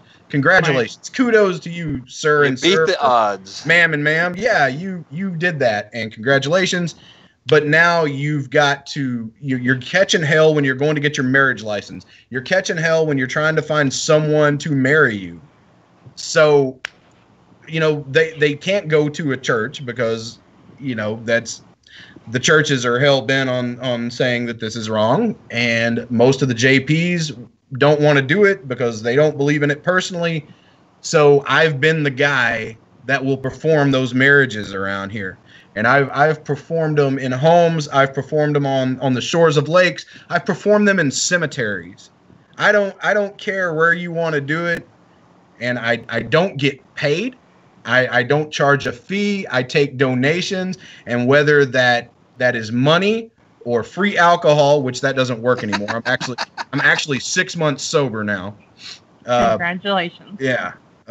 So yeah, but free alcohol. If they want to give me money, that's fine. $20 here, whatever. You know, if all the groomsmen want to get together and throw me a Benji, I don't care. You know, whatever you think I'm worth. Or even I did not the last wedding, but the wedding before. I married a lesbian couple, and one of the ladies was a really awesome tattoo artist, and she gave me this really badass tattoo for doing her wedding ceremony. Awesome. Like standing up in front of people for 20 minutes and reading my script, signing off on the marriage license. I got a tattoo. It's win-win, man. Hell yeah. And so yeah. So yes, I am. I have a question that's bugged me about ghost hunting for a long time. Fire away. Why does everybody go at night? That's a very good question. And, I mean, they're ghosts. They don't give a shit whether it's day or night, right? Most of the time, and I did investigations during the day as well. I didn't just restrict them to nighttime. Most of the time, in my opinion, the reason we did it was just there's less people around at night. Okay, I see, that makes sense. Yeah, there's less people. There's less of a chance environment. Yeah, there's less of a chance of like noise pollution, you know, when you're recording. Okay. On top of that, you know, you being out in the dark, you know, it takes away a little bit of your eyesight and it heightens your other senses. Hypothetically. What do you need to actually see a ghost? I mean, how do you see a ghost? You know, with your bare eyes, it was far few and in between. You know, I did experience a lot of shadow people. Shadow people was what got me started in this to begin with. Shadow people? You mean the NSA? Time out. I don't know. There's some meth heads. There's meth heads that claim this. I didn't believe in ghosts when I first started doing this stuff. I didn't. Okay. I'd had experiences throughout life where I just, you know, I tried to rationalize it, you know, and no big deal. You know, my people always talked about, you know, having paranormal experiences, and I would rationalize. I talk about it quite a bit in the beginning of Diary of a Gonzo Ghost Hunter. Just the steps I would take to rationalize it, I guess, to kind of squash my own fears of the unknown. But after, and here we go again, wife number 3, when we were just dating, she first moved in, and she's unpacking her things, and she says, oh, by the way, she says it really casually, oh, by the way, if you just happen to be like looking down the hallway, because for some reason they like to linger in hallways near bathrooms. I don't know what the attraction is with water. They like shit. Yeah, they like shit. The shit goes. They're like she says, perverts. They're like Japanese perverts. They're like looking for down the voyeurs. hallway and Have little shoe mirrors in the bathroom. you see like a 6 foot tall shadow, and not like a shadow like so that's not Japanese. 6 foot tall, like a 3-dimensional shadow. Then don't worry, he's been following me around my whole life. And my first thought was, I just paid really good money to get rid of a stupid chick like you. Probably my dead brother. Yeah. I brushed it off, no big deal. And a couple of weeks later, we're sitting around, we're watching TV, and she's tapping me with her foot, like she's trying to get my attention. And she finally just takes my head and, like, with her hands, turns my head in that direction. And I saw exactly what she was talking about. And for the first time in my life, I was legitimately frightened. What? At something I couldn't understand. What did you see? And what did you see? And that's exactly what it was. It was like a 3-dimensional black figure in the shape of a humanoid. So like a How Slender far Man? away? Yeah, just I couldn't fucking believe what I was looking at. What? I couldn't feel my legs. Like my entire body went numb. That's how frightened I was. And I'm a veteran, Jess is guys. at right now. I'm a veteran. Like, all right. how can I provoke this? Because I want to see it. I want to see this thing right here, right now, live on the show. Do I need to put a turd in the toilet? Like, what attracts these things? Because I've tried. What I've come to realize, man, my theory on all this is there's no such thing as haunted houses. There are haunted people. I must not be haunted then. And I tried. I rubbed my nutsack on a Ouija board. I played Charlie. That didn't do it for you. Nothing. But Did you really do that? Rub my nutsack? Yes, I've done that, Becky. That started me down the couldn't stream paranormal it. pathway. I saw that thing and I continued to see it, and I haven't stopped seeing it. I still see it now. It's good God, man. That was 2004. Really? It's been 14 years. This thing has been in my life. Even with the two of us divorced and separated, living in different places, I still continue to see this thing on a regular basis. He still comes to visit you, huh? He still comes to visit. We're all energy, and I think they attach themselves to you, and maybe it has something to do with emotions. Negative emotions feed these things. I don't know, but during periods of high stress, I see it more. That's where I'm at. And I've been seeing it for 14 years. Negative emotions. That's where I'm at. You've been divorced 3 times. Okay, so I'm thinking, okay, so I need to divorce myself 3 times, and I'll start seeing these things. It's like Beetlejuice. Yeah, I need to tell my wife, I need to divorce you 3 times. Say Don't divorce worry. court 3 times, and it comes out and makes it happen. Okay, I'll do it. I'll ask her. I'll see what she says. No, you can do it. You can get through that cycle. Oh, really she is quick going to through kick Vegas. your ass. You can just divorce the same woman 3 times. I mean, Yeah, divorce it doesn't same woman. say 3. Hey, 3 look on the times. bright side, though. After you do it, I can remarry you. But I want to be married under the name of Cthulhu. So maybe I need to talk to She another is going to kick priest. your ass. No. Apparently you can do that. You can do that. Okay. Yeah, but really, don't you really want to be married by Cthulhu himself? Really? I would like to. I would like to. Hey, I will dress up for wedding ceremonies. I'm still waiting for the Star Wars wedding. It hasn't happened yet? It hasn't happened That's yet. weird. No, my birthday's coming up next week. And somebody, I don't know how big a Star Wars geeks you guys are, man, but somebody gave me a replica of Poe Dameron's helmet for my birthday. So I'm waiting to wear it. Yeah, I have no idea what that would. Some sort of Star Wars. My nerd my reference. son's legal name is Anakin. Oh, Great. God. He's grow up to be Vader. Great. Yeah, I'm I gonna mean, murder Is children. that better than Seven- A, B, C, D, E? Yeah, Anakin had murdered children. Everyone told me that he was going to grow up to hate his name, but he's 17 now, and the chicks dig it.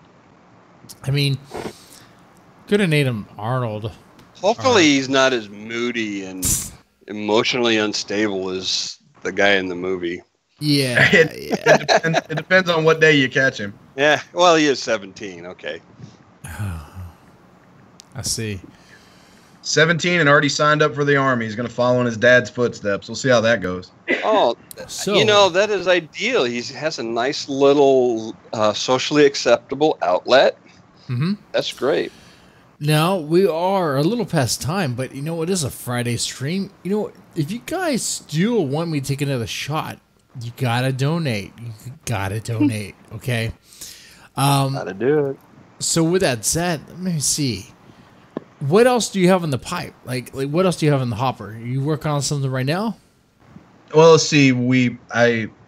Next month we have with Death's Head Press. We have And Hell Followed. That's going to be awesome. I just finished writing a novel. I started it when I decided to do this whole sobriety thing. Started it and completed it in 90 days. Whoa, Wow. Back It's up, called back up real fast. I need to unpack some things. Sobriety thing. I missed this. What are you talking about? He's been sober for a while now. 6 months sober. 6 months. When you say sober, you mean what? Let's just say I was a functioning alcoholic for 10 straight years, man. I'm a functioning alcoholic now. I don't know how functioning I am, don't know but about functioning. I'm not sure you're very functioning tonight. I'm all functioning right now. All right. So I say, what do you mean by functioning? Well, like I was able to keep a job, hid it from the people who were closest to me, was still able to maintain a family, all while, pretty much every night of the week drinking myself to sleep. Yep. I don't Wait, drink myself to Drinking sleep yourself because to sleep that can't be a sign. That can't be. Drinking yourself to sleep for almost every night for 10 years is a sign.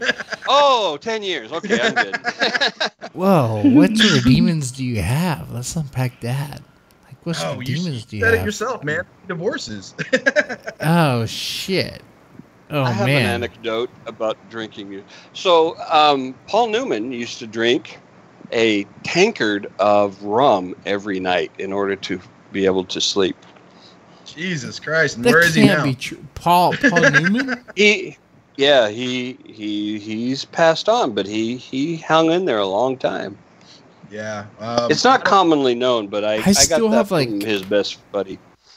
I think I have a shit ton of beer to drink right now, so we have plenty of time. I miss drinking though. Don't get me wrong. I still go to bars and pubs like every Friday and Saturday night, but I drink either water or tea because being around a room full of just totally intoxicating people, I find it hilarious. So not to bring the do. tone down or anything, but what made you take that step? Let's see. What was the inciting incident? Well, I was going first of all, I was going through girlfriends like underwear, or at least how some people should go through underwear.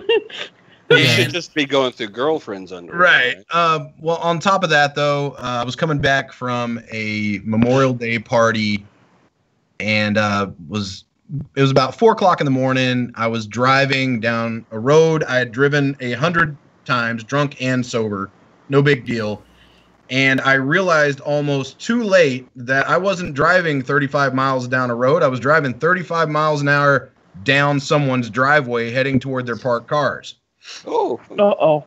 You said almost too man. late. Yeah, almost too late. Luckily, I had changed my brake pads out the week before. My car stopped within like inches of either. Well, my choices were to ram into the back of their parked cars or drive through their home. And I'm like, if I hit their cars, I'm going to die. If I hit their home, there's a possibility I can kill someone else. So the car stopped. Thank whoever's up above. The car stopped. I put it in park. I sat there for a few seconds, and I said, I'm done. And from that moment on, I've been done. Yeah. Whoa. See, this is an interesting thing to me because one of the things that's very interesting to me, and I'm sorry if I'm not being funny right now, but getting a big enough reason why is crucial to making any significant changes. Yeah. Yeah, well, I mean, my last wife had tried to convince me for several years that I had a problem. And of course, you know, I was totally in denial. Never believed her. And there were several people since then that tried to tell me I had a problem, and I didn't believe them. It wasn't a problem. Was there? Did you ever sit through an intervention? Because I think that would never sat through an intervention. No. That seems like it would be a rough moment. But you know, to only the people that were closest to me, only those people knew. I hid it from the rest of the world very well. Well, and for the record, non-alcoholic beer sucks ass. Of course, it's fake. It's fake. Ugh. You might as well just drink root beer, man. Like, drink something. I like root beer. Yeah, I totally agree with you. Yeah, I have a newfound love for lemonade. But I used to down like a 12-pack in a weekend, like on a Saturday. Like, that was my thing. Like, I'll down like a 12-pack of Shiner, like on a weekend on a Sunday or Saturday, and then on a Sunday maybe if I had enough. I remember one weekend hanging out in Seattle where me and a guy I was traveling with, we split a bottle of Jack Daniels, and then I think I drank 2 30-packs in a 2-day period. Like, I would on the weekends especially, I would wake up, and sometimes like 5 or 6 in the morning, and start drinking and drink until I passed out, wake up the next day or whatever, and do it all over again. Well, I mean, you actually drink more than I ever have, so yeah. Oh my God, Jesse, you sound so drunk right now. I know, I bet I do. I bet I do. Your speech is slowed bad. down way almost as much as Becky's. Sometimes I would drink like a weird. An 18 pack. I'd drink like an 18 pack on a Tuesday night, Friday night, Saturday, Sunday. Those were 30-pack days. Man, I would just drink it all. I mean, if it was in my fridge, I had to finish it. It was like a contest. It's in there. That's what it's there for. I have to drink it all. So, wow. Yeah, it was time to stop, man. So, besides your, I guess your marriage problems, but like work problems, like what do you do for a living? You write? Well, I mean, not really. I have a great job. I work for a fine art logistics company, and what does that even mean? Yeah, well, I mean, you see, these art collectors and museums and these exhibits. They travel to different museums and they get sold, they get bought, and nobody ever thinks about how this stuff gets from point A to point B. And like I saw a Da Vinci exhibit in Seattle here several years ago. So that kind of thing. Yeah, that kind of thing. So we were the guys that would go and very carefully pack it, insurance inspect it, and take it from point A to point B. Or if we were delivering it and it needed to be installed, we would do that. I've come off the road. I did 4 years on the road with this company. I saw the entire country in 4 years. So now I'm just an operations coordinator. I organize these jobs and get them going. I spent all day organizing a job for a certain football team owner that I'm not allowed to mention. That he's a jackass. But anyway, I spent all day doing that. We've done jobs for like Kanye before. We did a job for Courtney Love not too long ago. Courtney Love. I was told that's the nastiest woman on the planet. Yeah. She had green shit growing between her toes. She probably does, God. Man. Whoa. Yeah. Yeah, I mean, she's one woman that 300 pounds. I wouldn't entertain that. No, Courtney Love, too much drama, too much baggage. I'd be like, no, man, what happened between you and Kurt? I heard that wrong. No. Seriously, man, looked like she was running barefoot through the salad patch. Man, it was bad. But yeah, I've actually taken a nap in the basement of the Smithsonian. I mean, just I've my entire life is. I mean, come on, who hasn't? Right. But I have never seen the part of the Smithsonian that the general public gets to see. I mean, most of these museums that I used to go to, I would get to see the back rooms, the basements, places where the general public doesn't get to go, but I never got to see the part that people pay to see. I hear ya.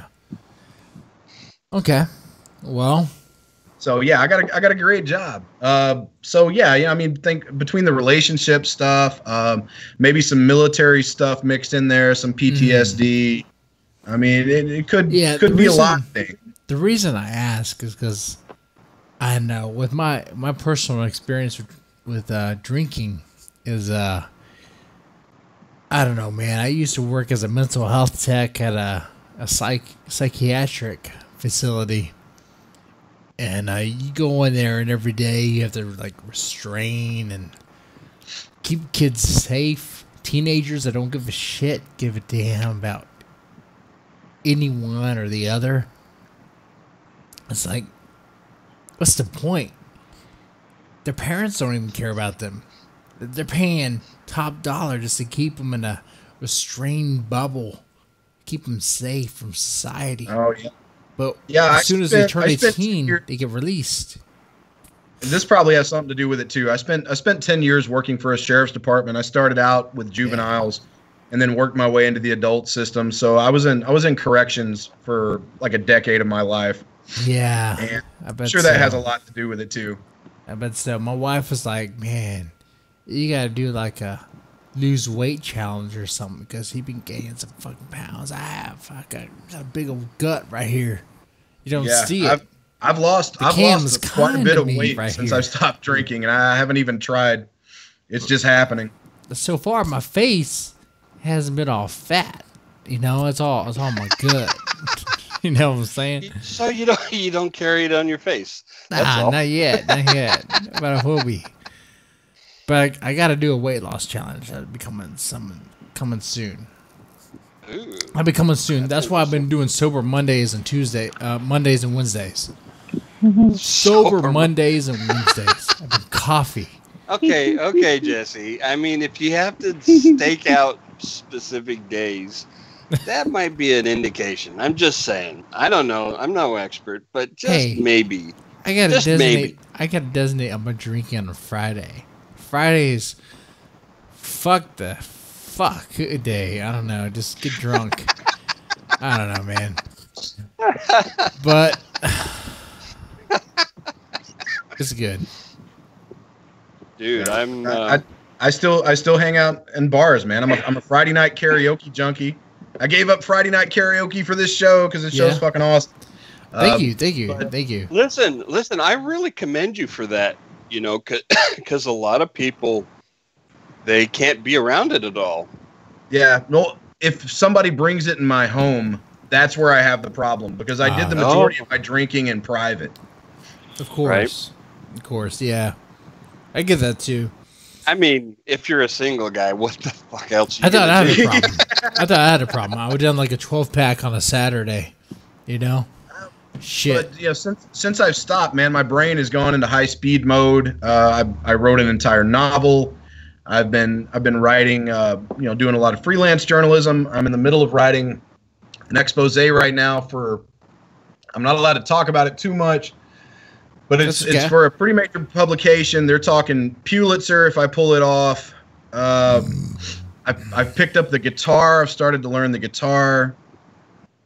That's good too. So, all right. You know, just it's been six months of like my brain just recovering, I guess, and telling me that I'm bored. So just I'm learning as much as I can and doing as much as I can as often as I can. That makes sense, man. That makes a whole lot of sense. As soon as you kick the booze, I challenge Jesse to say what made sense today. Tomorrow I might not be able to, but Sunday I will. Don't worry, it comes in. Like I SK. Like you might not believe this, but I do remember what's been said. Like I do. Dude. I'll challenge you. Buddy. I'm with you. I support you 100%. I'm just 100%. giving you shit. Oh, I'm just giving you shit just for funny. I'm just making jokes, man. I've had more than you have. Probably. Yeah. Oh, Bottom man. line, man, it wasn't an intervention. You know, because when people tried to tell me I had a problem, I didn't believe them anyway. It was coming face to face with what was certain death. That you know, I said I've still got shit to do, man. You know, I've still got stories to tell. I'm trying my damnedest to get my hometown's coolest fucking headstone. You know what I mean? I want the kind of headstone where like kids hang out on a Friday night and party. You know, I want like illegitimate prom night babies to be conceived on top of my headstone. Like oh my Lord! Like on Return of the Night of the Living Dead. Like on that. Yeah, I think what was it also American Werewolf in Paris where they're bumping uglies on Jim Morrison's graves. You know, shit like that. Fucking the graveyard, you know? What can go wrong? I hope nothing. But yeah, just you know, I want to be remembered, man. You know, life's short, leave your mark. One of the long-term goals of mine has been to figure out how to generate that kind of motivation on purpose. Yeah. Without having to have a fucking near-death experience. I tried it for 10 years, man. It wouldn't happen. Well, I'm not giving up on it. I think it's possible. You got to have a good support system, first of all. No, I'm talking about just, you know, sitting in your living room and saying, you know what, I need to make changes in my life. I want to, and then you have some process that you go through that will create that kind of motivation internally, where it will push you into the future that you desire. Now, there's too many distractions, man. There's too many. I think it's possible. Distractions in the world. I think it is possible. I believe it can be done. I think it is. Now, we are coming towards the end here. One question I'd like to ask towards the end, kind of like put this all together, is what's your favorite horror movie and why? Favorite horror movie? Oh my God, there's so many. But I think the one that I can just watch over and over again and never get tired of is American Werewolf in London. And I think the reason being is the transformation sequence and the traditional special effects. I get so pissed off at CGI in horror now. It just do it the way it was meant to be done. That shit doesn't look real. You know, that transformation sequence still holds up today in the year 2018. I dare any graphic artist to try and recreate that as well as Rick Baker did. I don't think they can do it. Have you seen The Quiet Place? Yeah, I saw that. Okay, what did you think of that CGI?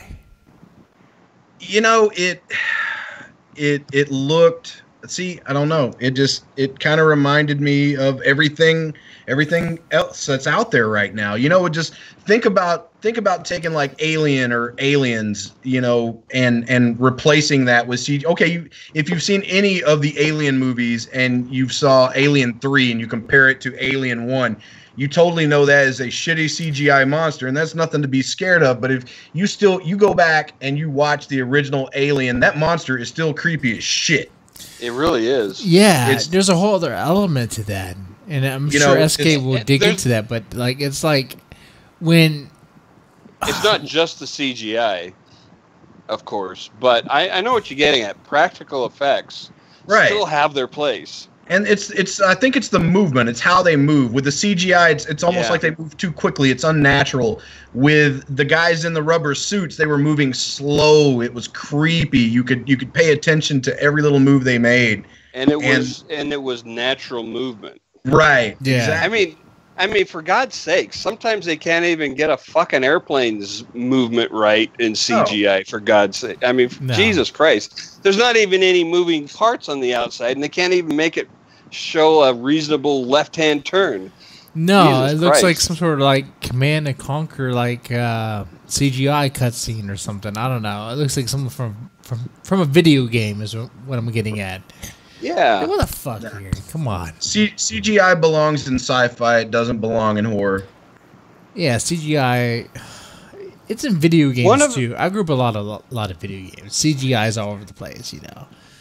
One of the horror movies, it was a mainstream horror movie that I thought built tension very, very expertly through very small practical effects, was What Lies Beneath with Harrison Ford and Michelle Pfeiffer. You're right. Yeah, man. I haven't seen that movie. They just did little shit like a door popping open, or, nothing that was really even needed any CGI. It was just somebody with a wire going boop, and because of the way it was timed and the way it was edited, it really built the tension. Right. Have you caught Hill House? I have it on my list to start watching probably this weekend. Yeah, I avoided it for as long as I could, and I binge watched the whole thing on Thanksgiving Day, and it was well worth it. I mean, it's even worth a second watch because you'll pick up on things that you totally missed. Yeah, I like that kind of show where you want to go back and see it again. I've heard I've gotten endorsements from other people as well, so it's definitely on my list. Yeah, it's totally worth it. I was skeptical about it at first, and just after the first episode, just the first episode, I'm like, all right, I got to see where this shit's going, and it just continued to get better.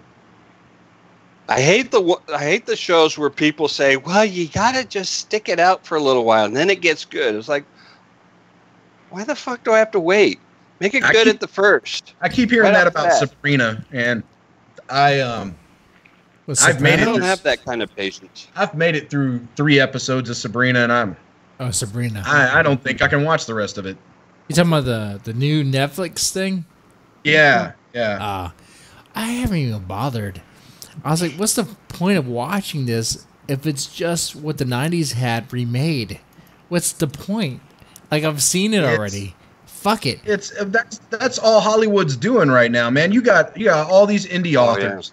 Yeah. All these indie authors out there that are pumping out this grade A stuff, and Hollywood doesn't give a fuck. All they want to do is turn animated movies into live action shit, Disney, and then take old TV shows and make them darker.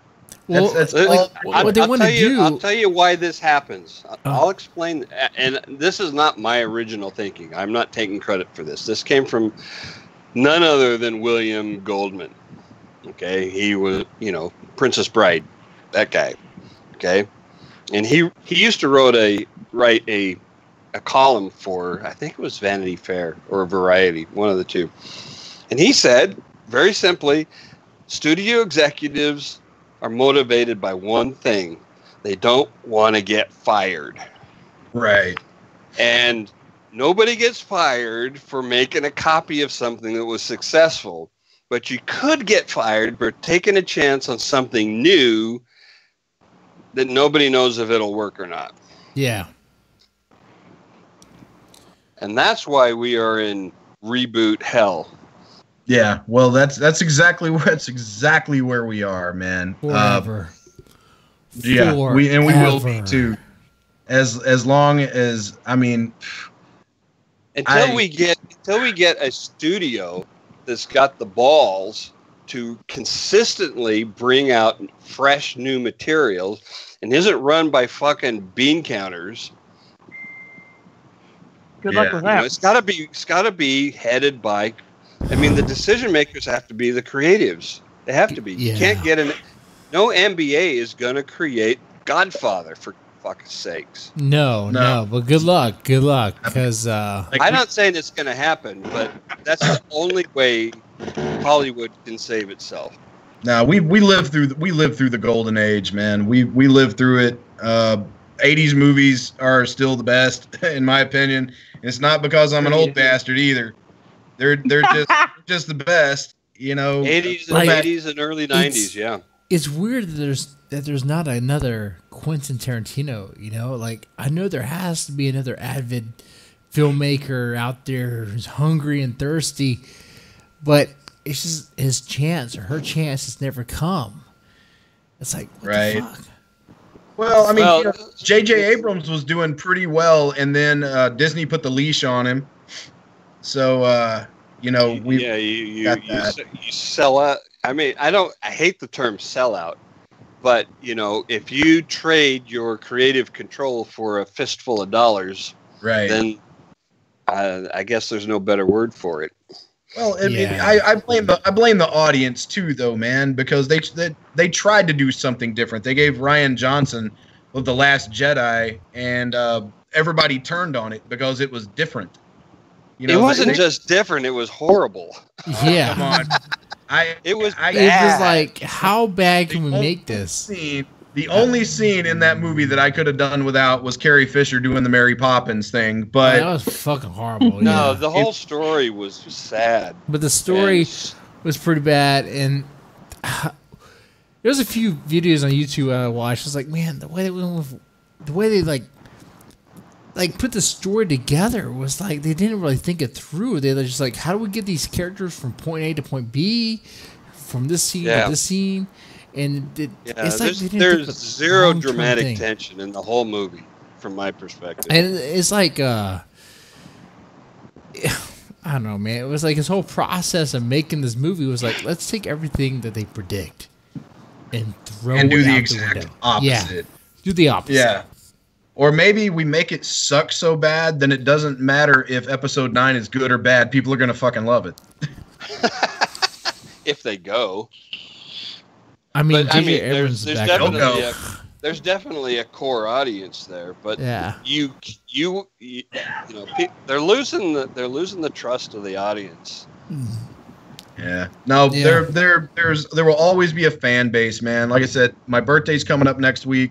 I know a lady who owns an old renovated theater that is it's really awesome here in my town, and she said, what do you want to do for your birthday? So I invited the whole town to this theater tomorrow night to see episode 4 on the big screen for the first time since most of us were kids. Well, that's cool, man. I mean, like, no one's going to argue that. Okay, wait a minute. I'm trying to do the math here. 4 was the original 1977.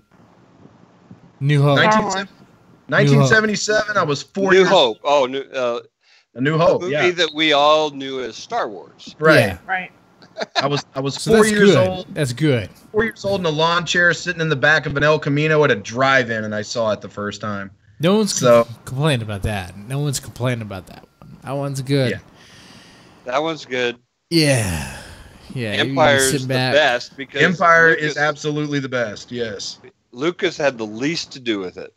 But we're gonna watch that for my birthday on a movie screen. So awesome. Yeah. See, that's another guest I'd love to have, George Lucas. Becky, get on that. Get George Lucas on the show. Oh my God! Let's ask him what happened. You are paying me. Let's ask him if he regrets selling Star Wars to Disney. Let's ask him that. Oh Christ! Come on. Listen, I have so many questions for We ask the tough questions here. You know we do. He will not want to come on the show and face my questions. He will. Be like, let me tell you something. I regret it. I know you guys didn't believe in the prequel, but if you would have let me done the sequel, you would have known my vision. Oh, you come back and watch your podcast 2 weeks later, and he's made a special edition out of it. Yeah. I wish we had replaced all of the shot glasses with the Barbie dolls or something. Well, I am following him on Twitter. Are George you? Lucas? Invite him on. Yeah. See what happens. Invite him on. Just for the fuck of it. Just do it. Yeah. Why the hell not? Okay. The worst he's going to say is no. Or no, actually, the worst is he'll just ignore you, which is the most likely case. Yeah. Right. Like it never happened. But it's a non-zero chance he'll say yes. And if he says yes, great. I'll live that. Greatest show ever. Mm-hmm. So George, how did it feel when you had surrounded yourself with yes men and nobody would tell you you're doing stupid shit? Yeah. Exactly. Like, what was your decision process in including little teddy bears in Return of the Jedi? Return of the Jedi it's a good movie, but the teddy bear part is what makes it a bad movie. It's like, I love the confrontation, the final confrontation between Darth Vader and Luke, but it's like, what is the teddy bear part? What is that? If that's all it takes, well, and the best and then we'll get into his view of relationships vis-a-vis Darth Vader. All right, Incest? I invited him. Incest? Because I'd be like, did you plan on Luke Skywalker and Leia to kiss? I mean, did you plan on that? I mean, was that like they were confused? Did anybody tell you that was creepy, and did you listen to them? Yeah, should have been like they're brother and sister, bro. That's weird. Even Marvel's gonna jump the shark eventually, though, guys. Come on, it can't stay gold forever. Captain Marvel's when it's gonna happen. I just finished the new column on Captain Marvel. Yeah, that's when it's gonna happen. You know what? It kind of happened with Black Panther, but no one's gonna say anything. No one's gonna say, "Wait, whoa," except for me. Pump the brakes. I still haven't seen Black Panther.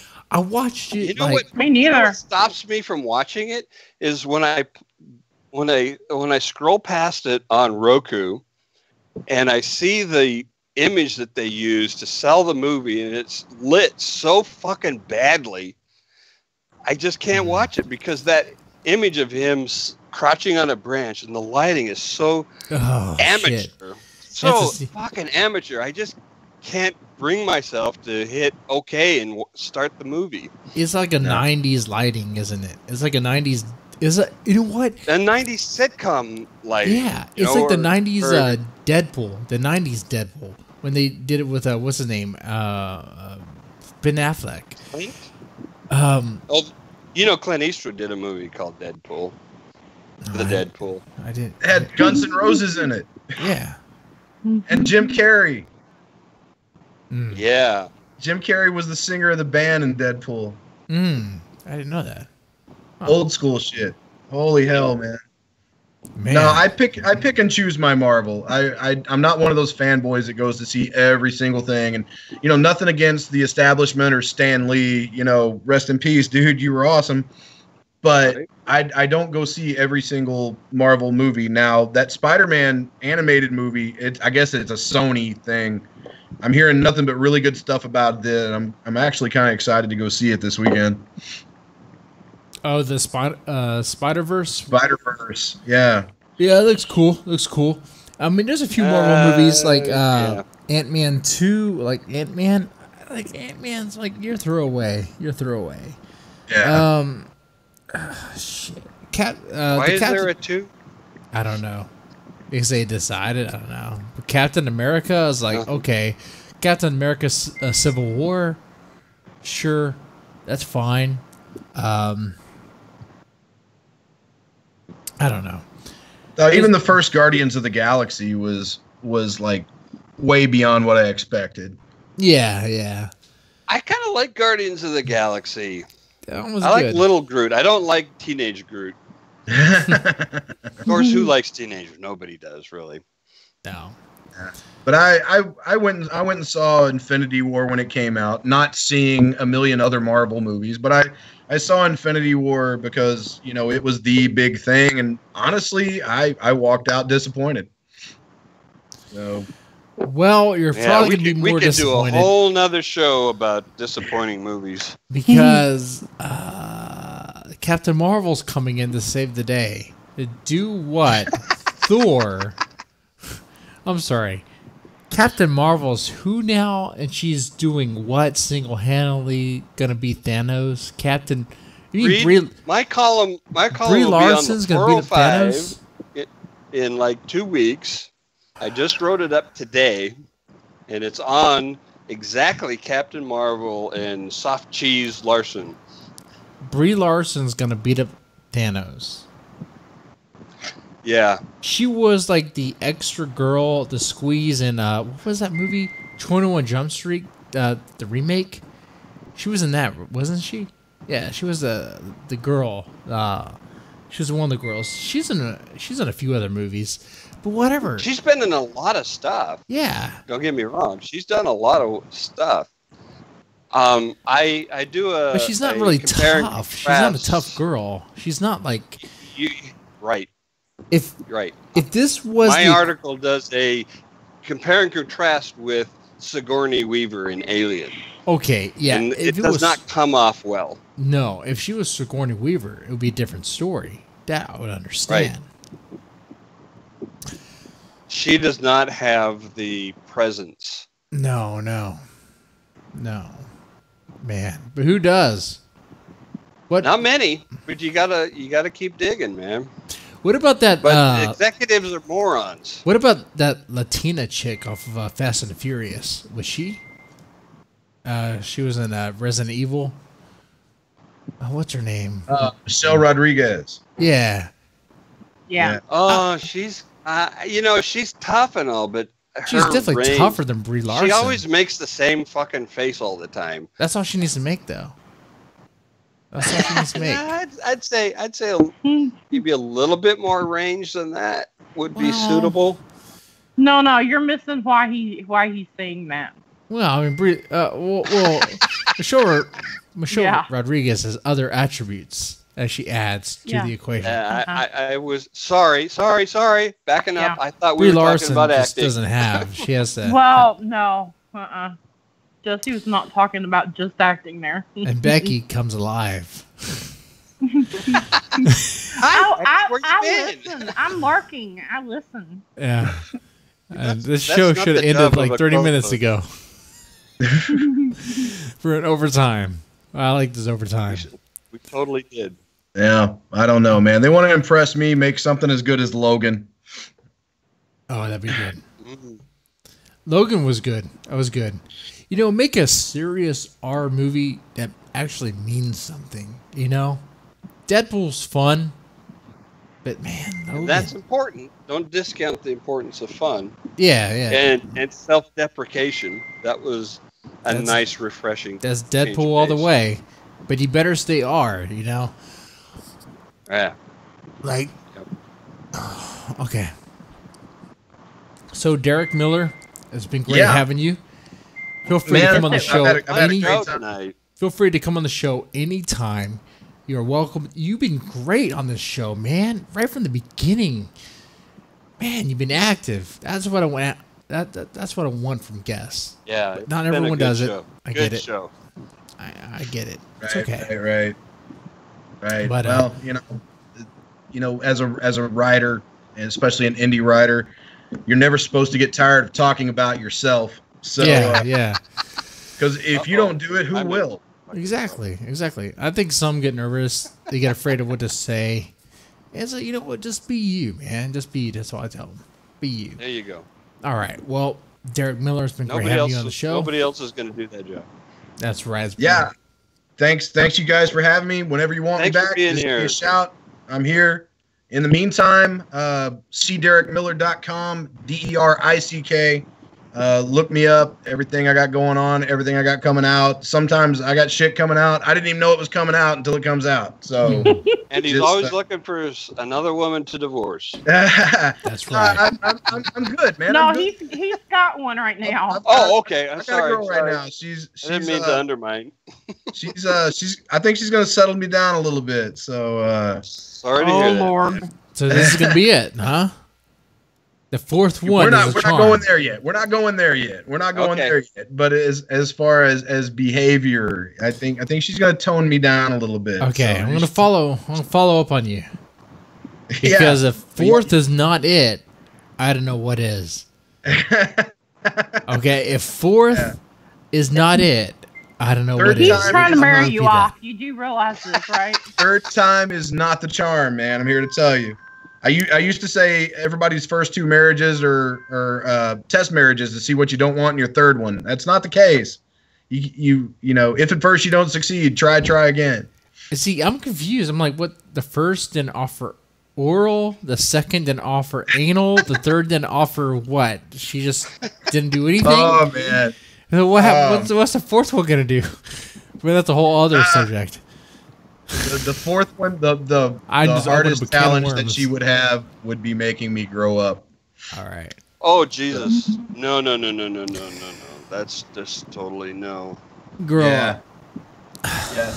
As I look around my bedroom and there's like stuffed Yodas and shit everywhere, but yeah, I got a room full of Star Wars memorabilia, and believe it or not, I do get laid in here. So. All right. Well, hey, Derick, it's been great having you on. Dude. It's been great having you. Thank you so much. You take it easy.